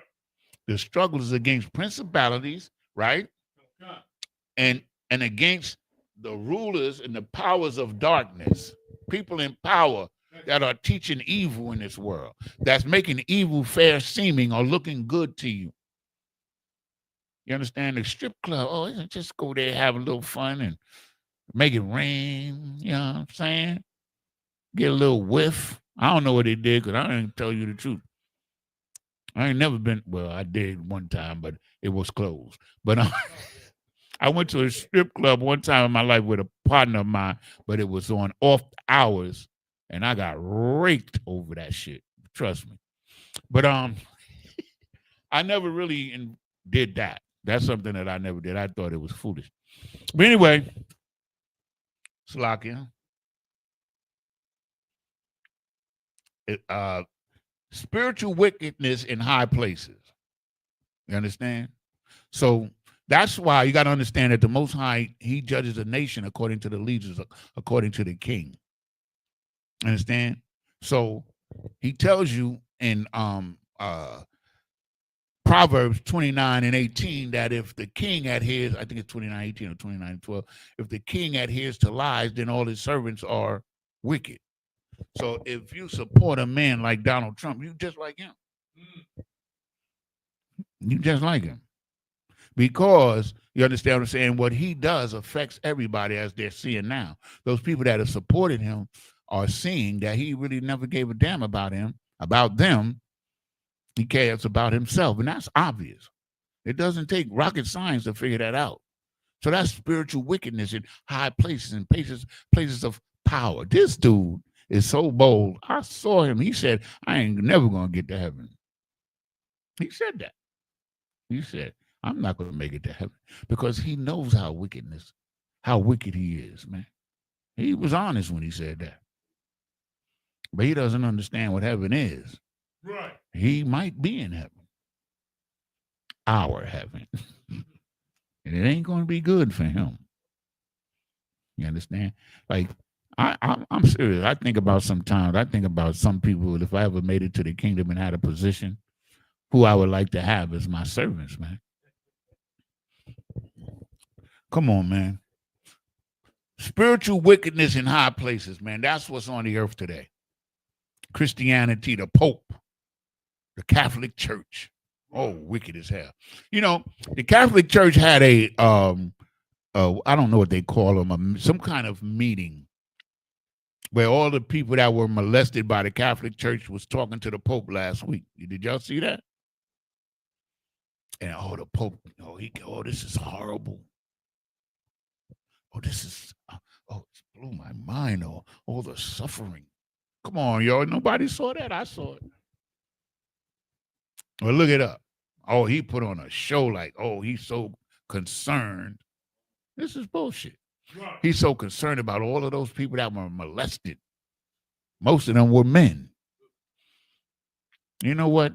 He's the one that transfers them to another parish, man. Get out of town, man. None of them go to jail. Right. They're not excommunicated. They're just sent. Like if you molesting a kid in New York, they send you to Milwaukee. That's what they do. And then they get up there and act like they're high moral values. And none of them faggots is going. Oh, Salakia. You can say it now? None of them faggots is in jail. Right. Now they go to another parish and molest kids, man. That's spiritual wickedness in places of power. And it trickles down. You understand? We used to have a saying back in the day, doo-doo rolls downhill. Right. You understand? So if they doing doo-doo at the top of the hill, it's going to roll down the hill. I pray you understand. The wickedness is the doo-doo. Okay, so now, let's get it. We're going to get this and then we're going to shut it down. Give me, although I got a lot more, give me 2nd Ezra chapter 7. We're going to read verses 1 through 12. We're going to try to get it. Here the Most High breaks it down. The book of 2nd Ezra, chapter 7, verse 1. And when I had made an end of speaking these words, there was sent unto me the angel which had been sent unto me the night before. So here's the prophet Ezra. Here's an angel coming to him and shows him visions, right? So let's read. Verse 2. And he said unto me, Up, Ezra, and hear the words that I am come to tell thee. Listen to what I'm about to tell you, man. Read. Verse 3. And I said, Speak on, my power. You understand? My God, meaning the word God just means power or authority. He's not talking to the Most High. It's an angel. He told you that in the first verse. It's an angel. Understand? But he's calling the angel my power. You'll find that many times in the Bible, not many, but a few times in the Bible, where people, Samson, when the angel came to Samson's parents, they called him God. But what they meant, he was a power, angel, or authority. He wasn't the Most High. Understand? Read on. Then said he unto me, The sea is set in a wide place, that it might be deep and great. You understand? The sea, the ocean, is deep. This is a metaphor. The ocean is deep. You can't hardly measure the bottom of it, right? They still haven't. Read on. Verse 4. But put the case that entrance were narrow and like a river. So to the rivers, which are narrow, they roll or they pass into the ocean. They empty out into the ocean. That's what rivers do, right? Come on. Verse 5. Who then could go into the sea and look upon it and to rule it? If he went not through the narrow, how could he come into the broad? You understand? How can you get to the sea unless you go through the narrow river to get to the sea? This is a metaphor. We're going to break it down. Read on. Verse 6. There's also another thing. A city is builded and set upon a broad field. So there's a city on a broad field. You understand? Think of a city in the middle of a plain, a flat piece of land. It's a broad field, right? There's a city in a broad field, right? Read. And it's full of all good things. Oh, that city is the bomb. This is a metaphor for the kingdom of heaven. Read. Verse 7. The entrance thereof is narrow. The entrance to get in is very narrow, straight and narrow. Read. And is set in a dangerous place to fall. It's to get there, to walk through this narrow path is danger on all sides. And if you fall into the danger on each side. And it's going to give it to you. Come on. Like as if there were a fire on the right hand and on the left a deep water. So there's a thin path that's leading to this city, and on one side is fire. There's a thin path, and on the other side is deep water. If you fall in the fire, you get burned. If you fall in the deep water, you drown. This is a metaphor. Read. Verse 8. In one only path between them both. There's only one way to get through this danger, to get to that city. There's only one path. You understand? You see how the Bible, this is the Apocrypha. This is the same thing when it tells you in the New Testament that there's only one body. This is the same thing. Right. There's only one path through the danger, through the struggle. That's what this is talking about. Read. Even between the fire and the water. Even between the fire and water, there's only one way to get through. There's one little path. You understand? Read. So small that there could be but one man go there at once. You understand? Only one man could go through that path at one time. It's not a broad path. You understand? Keep on the straight and narrow. That's what the Bible calls it in the New Testament. Seek ye the straight path, right? Seek you this is the same thing. The struggle is staying on the path. That's the struggle. That's the struggle from the time he brought us into the land of Canaan and had these people testing us. The test was, are we going to stay on the straight path? Understand? So now here we are in modern times, you understand, getting the same offer. He opened the door to the straight path again. And only one man could go through at a time. Understand what I'm saying? They lining up though to go through. On one side, the water and the fire is the pitfalls of the struggle. You understand? The false religions, the hatred, the war, the sexual deviance, disobedience, strife, all the things that we just read previously. That's what the fire and the water represents. And the path is so narrow, your path that's your path. You got to be that one, you understand what I'm saying, that's on that path. It might be 1,000 brothers or sisters ahead of you, but you got to stay on that path for you. I can't be on the path for my Shaw. My Shaw can't be on the path for me. I got to stay on the path for me. You got to stay on the path for you. Understand? This is the struggle. Come on, get some more. Verse 9. If this city now were given unto a man for an inheritance. So this city is the inheritance of the men that make it through that path and don't fall. That's the city. That's the reward. It's a metaphor for the kingdom of heaven. That's what it is. Read. If he never shall pass the danger set before him, how shall he receive this inheritance? Understand?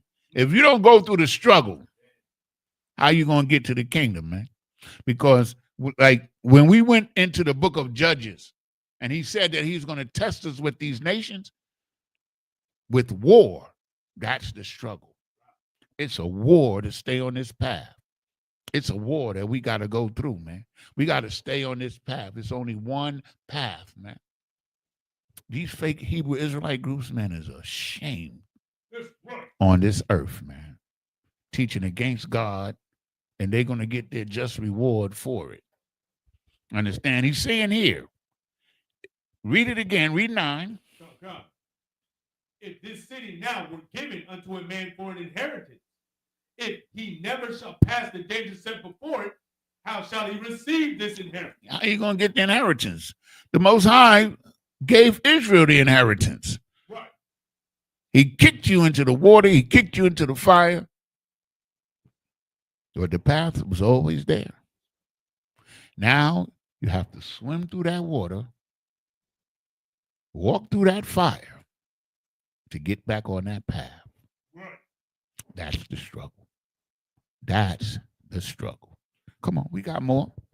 Verse 10. And I said, it is so, Lord. Then said he unto me, even so also is Israel's portion. That's your portion, man. That's your struggle. Yeah. Your struggle is to get your ass back on that path and stay there to get your inheritance. That's the struggle. Come on. Verse 11.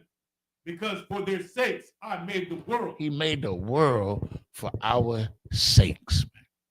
But we didn't value what he gave us. So we fell into the fire and into the water. You understand?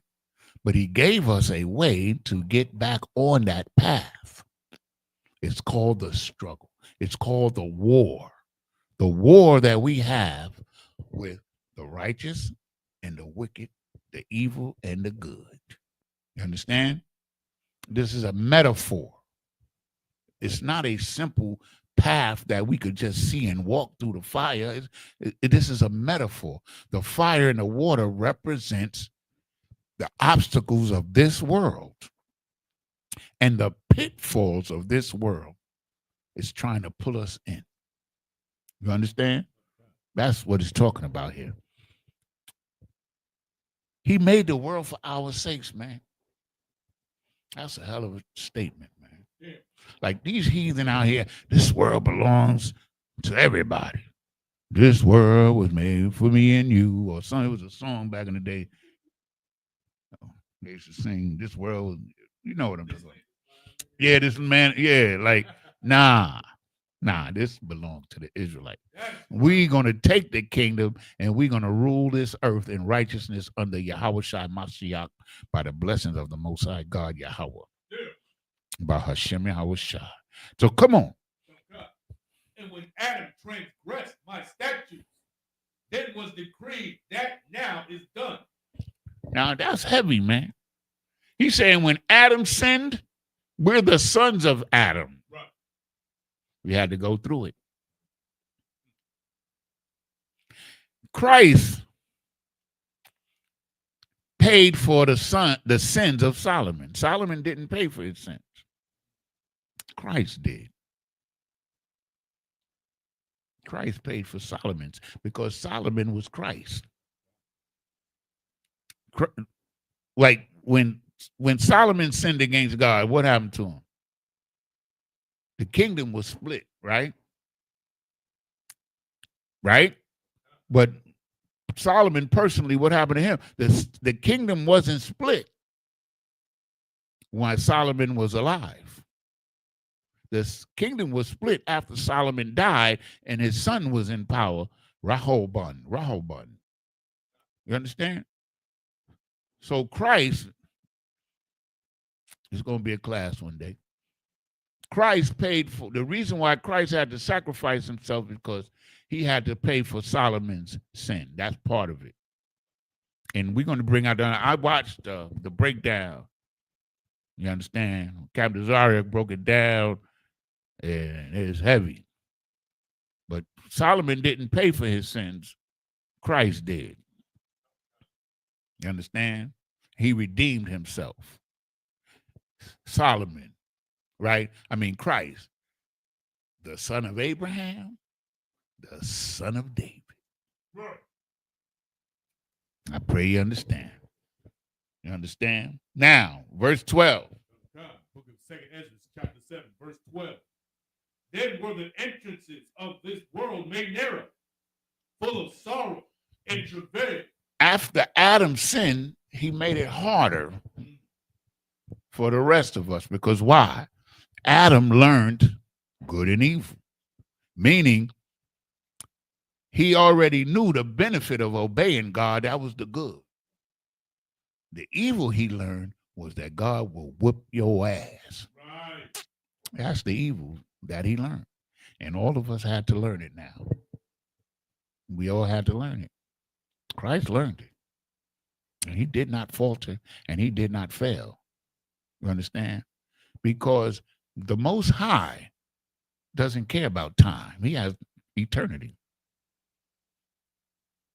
One day is like 1,000, like 2,000. Wait, what is it? 2,000 years. One day is like 2,000 years, like one day to the Lord. I think that's how it goes. Yeah, find that for me. You understand? So the Most High has patience. Remember, he said, why are you worrying about what's happening now when you should have been looking ahead to what's coming? The promise that God gave us is what was coming. And we refused to deal with it because we wanted ours now. We wanted to satisfy the lust of the flesh. We want it now. Come on, read it. Book of 2 Peter, chapter 3, verse 8. But beloved, be not ignorant of this one thing, that one day is with the Lord as 1,000 years. You understand? One day with the Lord is like 1,000 years, man. Like the Most High don't care about time, man. He got all the time forever. That's right. So this little short period of time, remember the devil's time is short. His little 6,000 years or whatever the hell he had is over. And all of the future belongs to us that return to God and obey him in the Isupk under commanding General Yohanan, man.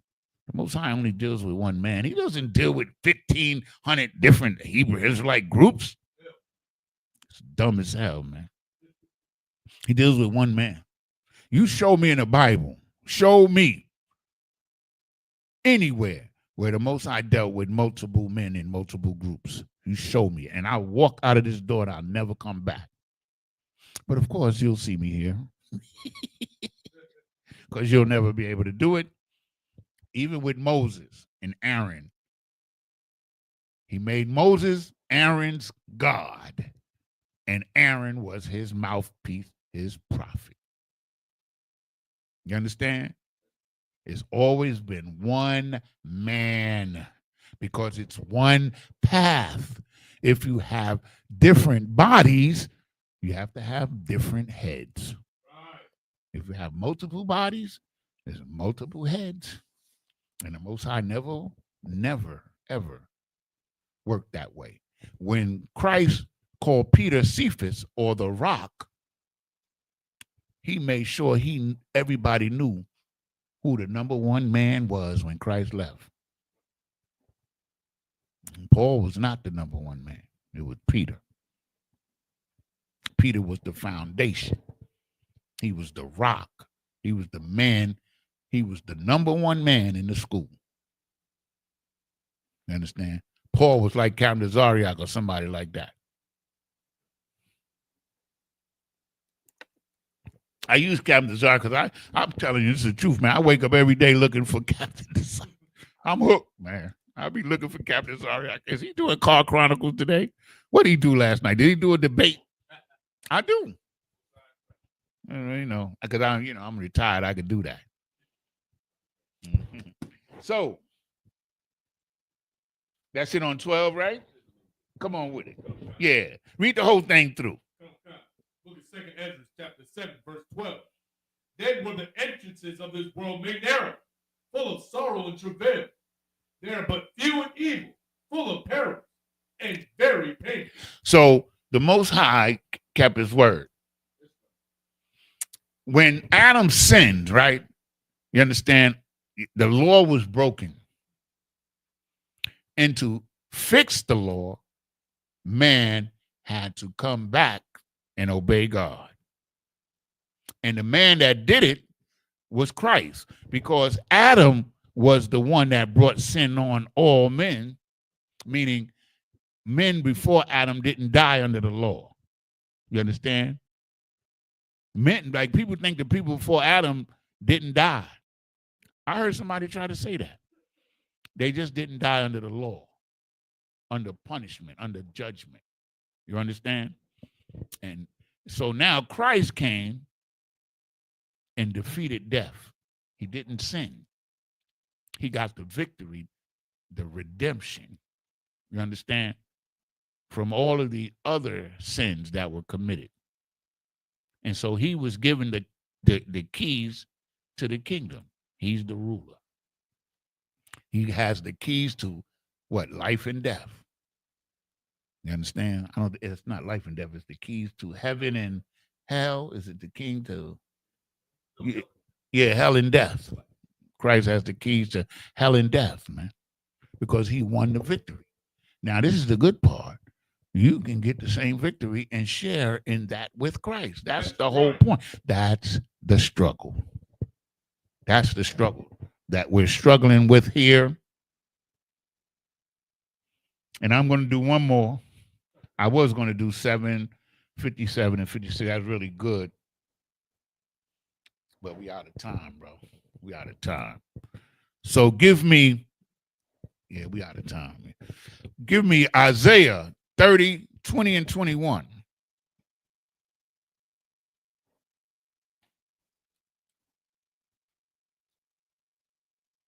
No. Slap. Stay in Ezra. Go to verse 57. I'm gonna do this. Come on. 7 and 57. Baba Kashah. This is the second book of Ezra, chapter 7, verse 57. Then answered he me and said, this is the condition of the battle, which man that is born upon the earth shall fight. You understand? This is the struggle. The struggle is to stay on that path, man. This is the condition of the battle. See, because war is a battle. Struggle is a battle. And the Most High wants us to understand that. That's why he gave us everything, man. Be grateful, man. He gave us everything, man. Don't listen to these fools out here, man. The Most High gave us everything. He said in the book of Daniel, chapter 12, I believe it's verse 10, He said that the wise will understand everything, but the wicked won't understand. And the thing that he wanted us to understand is this. Come on, read more. Read 48. This is the fight that we're struggling with. 58, Slakia. Verse 58. That if he be overcome, he shall suffer as thou hast said. You understand? If he fall into that fire or that water and be overcome, he gonna fall. He gonna die. Read. But if he get the victory, he shall receive the thing that I say. That's it, man. If you make it through, if we stay in this truth, man, whether we either Christ comes back or we die, we stay in here until the end. That means whether you perish or Christ come back, whichever one happens first. And remember, the ones that are dead are going to be raised first. You're going to get that reward, man. The people that really fear God trust in this. That's why we're here. That's the struggle. To strive for this, man. Most High ain't no fool, man. Ain't nobody going to no church or no Sunday dancing around and lying to the people. And you think God is going to give you heaven and you're not obeying him? You are a damn fool. Isupk, we know that we have to obey God first. That's the first commandment. That's right. Put no God before him, man. Keep his commandments. This is the patience of the saint. Those that keep God's commandments and the faith in Christ. That the things that Christ taught us is the truth. That's the faith. And then we go about doing the works, working to prove the faith. That's the struggle. And the reward is right here. Read verse 59, Baba Kasha. Verse 59. For this is the life whereof Moses spake unto the people while he lived. This is what he told you in the law. It's the same thing. Deuteronomy 28:1 is in the law. Moses told us that if we obey God, we would rule. This is what the goal or the victory. The reward is not changed. Neither has the path. It's the same path. Come on. While he lived, saying, choose thee life that thou mayest live. Choose thee life that thou mayest live, man. Dang. I want to live, man. Living is good. And look at this life. This life is good.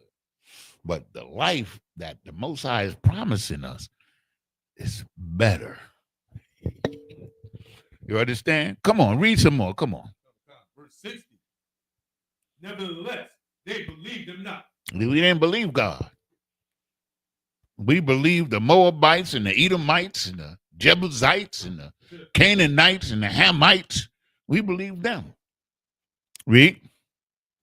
Believe not him, nor yet the prophets after him. We didn't believe in the prophets. The people today, do they believe in the prophets of God? They call us Power Rangers. They call us a hate group. Right. You understand? They call us all kind of names. Man, get a job. You understand? Everything. You've been at camp. You know what they call us out there. You understand? But they didn't believe the prophets, man, because the same manner in which we're teaching the truth, all we have is technology. It's the same thing that the prophets did in the past. It ain't no difference. It's the same thing that Moses did, Isaiah, Jeremiah, all of them, Ezekiel, Obadiah. They did the same thing. They taught this book. They taught the truth. They taught the path. But we didn't believe them. Right. Let me tell you something. You better believe Commander General Hunter. That's right. You better believe that the Isupk is that path now, because, I mean, we're getting proof all the time. Another one just bit the dust. Them Genesis niggas just bit the dust. Right. No integrity at all, man. That's wicked, man. I never thought them niggas would fall that low. I had a semblance of respect for them niggas, but now, They worse than Sakari. And that's saying something. Come on. Word 61. Oh, no. Yeah, finish 60. No, nor me, which have spoken unto them. You understand? They didn't believe the prophets nor Ezra. Man, Ezra, man, I'm telling you, man, Ezra was he was a strong dude. Ezra was asking more questions than any prophet that I've read. He was like, yo, I need to know this. When is it going to be? Why are we not getting our inheritance? You know, if you read the book of Ezra, right, he's asking questions throughout the whole book, man. Them angels is coming to him, and to the point where the angel has to tell him, yo, man, that's it. Don't ask me no more questions. He told, yo, man, I done told you enough. Don't ask me no damn more questions. Take what you got and be grateful. Like the Lord told Paul. When Paul said to take the thorn out of his side, the Most said, my grace is sufficient. What I gave you, this is sufficient. You know, I used to hate the Bible. I didn't hate the Bible. I used to hate Christianity, man, because it always sounded like bullshit to me. Right. And I found out that it was. It took me a long time. I used to say, this people is crazy. But anyway, come on. Finish. That's 60, right? Wait a minute. Finish 60. No, 61. 61. Yeah. Verse 61.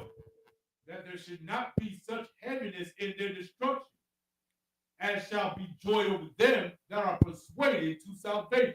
Understand? Meaning, all of this stuff that we went through ain't nothing compared to the joy when we get into that kingdom. That's what it's saying. Read it again. Book of 2nd Ezra, chapter 7, verse 61. That there should not be such heaviness in their destruction. And the Most High didn't want to destroy us, but he had to, because that's the only way you were going to listen. Right. When you come to the realization who you are, and that the Most High stripped you of your identity, your heritage that he gave you, and you understand for real that you're an Israelite, the chosen people of God, and that there's a way back to him, you damn sure better make sure you take it. Right. Or your life ain't worth shit. I'm telling you now. Read it again.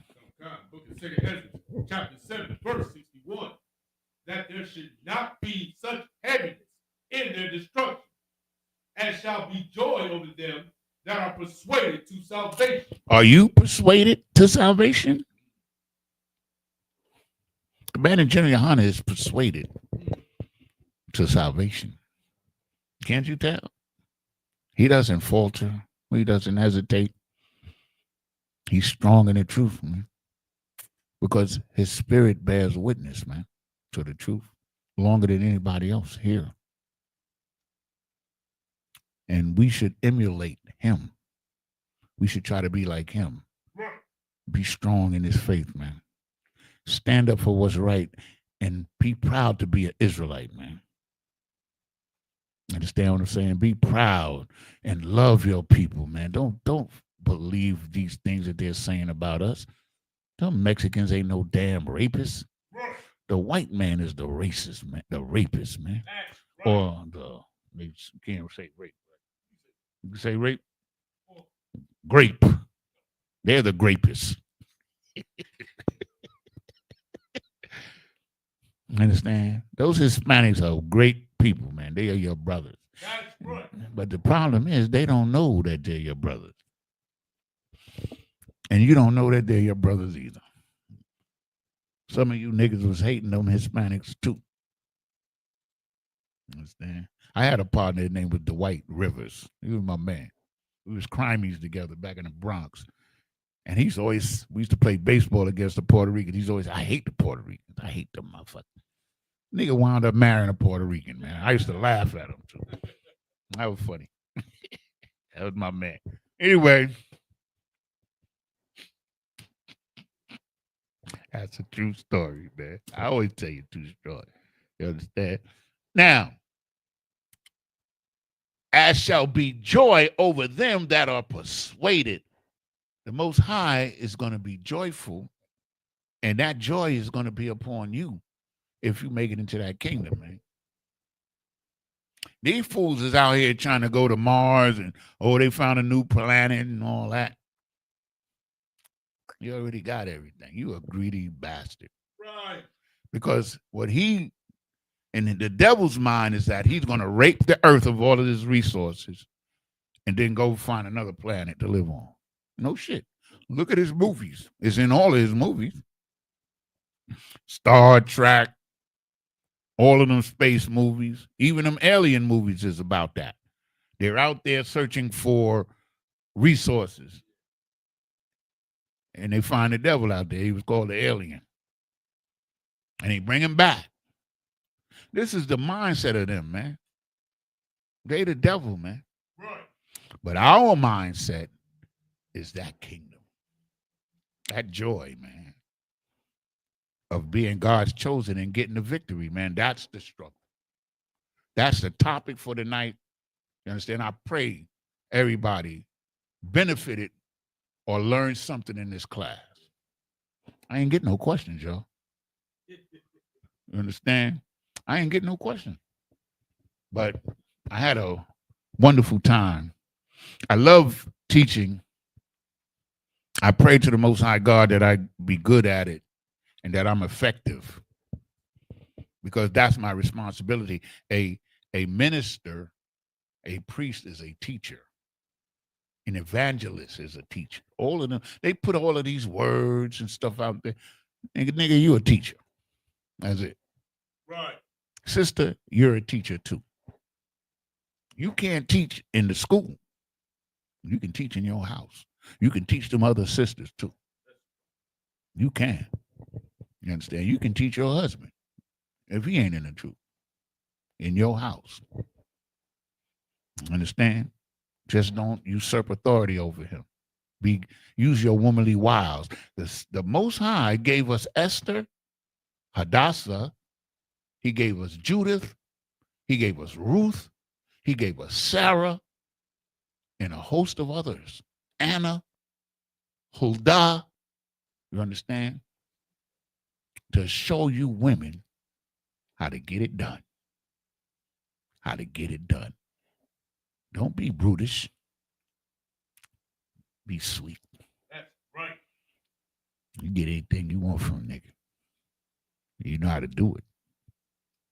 But these sisters have learned to be loud and boisterous and evil. You need the shit smacked out of them, half of them. But we don't do that. But the Most High does. Right. Okay?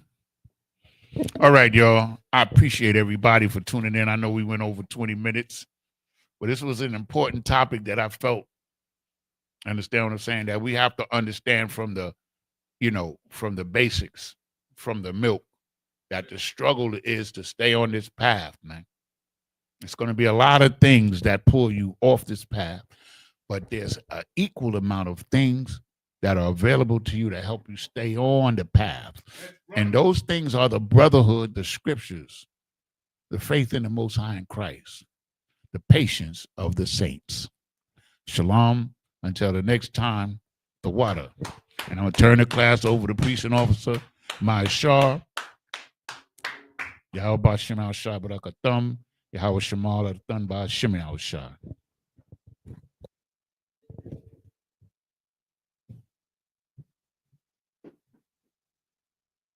Security announcements.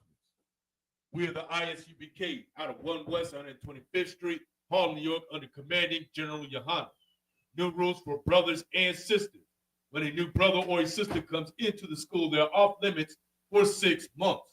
They are to be saluted only. They are here to shed themselves of the world. After 6 months, if a brother or a sister has an interest in a particular person, he or she must get permission from the head to speak to a brother or a sister. There's another 6 months in which the brother or sister will court each other. After the 6-month period, the brother or sister will get permission from the head to marry. Tithes, which is a commandment, You can find this in Numbers 18 and 21, in Malachi chapter 3, verses 8 through 10. Means 10th in the Hebrew. It's pronounced ma'ishra. 10% of every penny of any increase the Lord gives you, you give to the treasury department or teacher. Priest fund. Free will offer for priests, not mandatory. Whatsoever amount you'd like to give. Upcoming holy convocation. Be the feast of dedication, known as Hanukkah, happening Sunday, December the 14th. Get with your camp leader to find out more information. Remind Akim Kwakni to check on social media such as isupk.com, Facebook, Twitter, YouTube, and so on for ISUPK events and materials. If a brother wishes to be a trooper in the school, then start wearing all black, which includes black boots, shirts, pants, headband, or scarf. And with that, a module, which means to stand. Men of Israel, Saul turn to face the teacher. Men of Israel, we give one courtesy salute unto the teacher. Men of Israel, Ahmad Shabbat, Ahmad Barak, Yahweh Hashem Yahshua Brakatah. Yes, Matah hands down. Saul turn to face the sisters. Men of Israel, we give one courtesy salute unto our sisters. Men of Israel, Ahmad Shabbat, Ahmad Barak, Yahweh Shema Hashem Yahshua. Yes, Matah hands down. Class dismissed.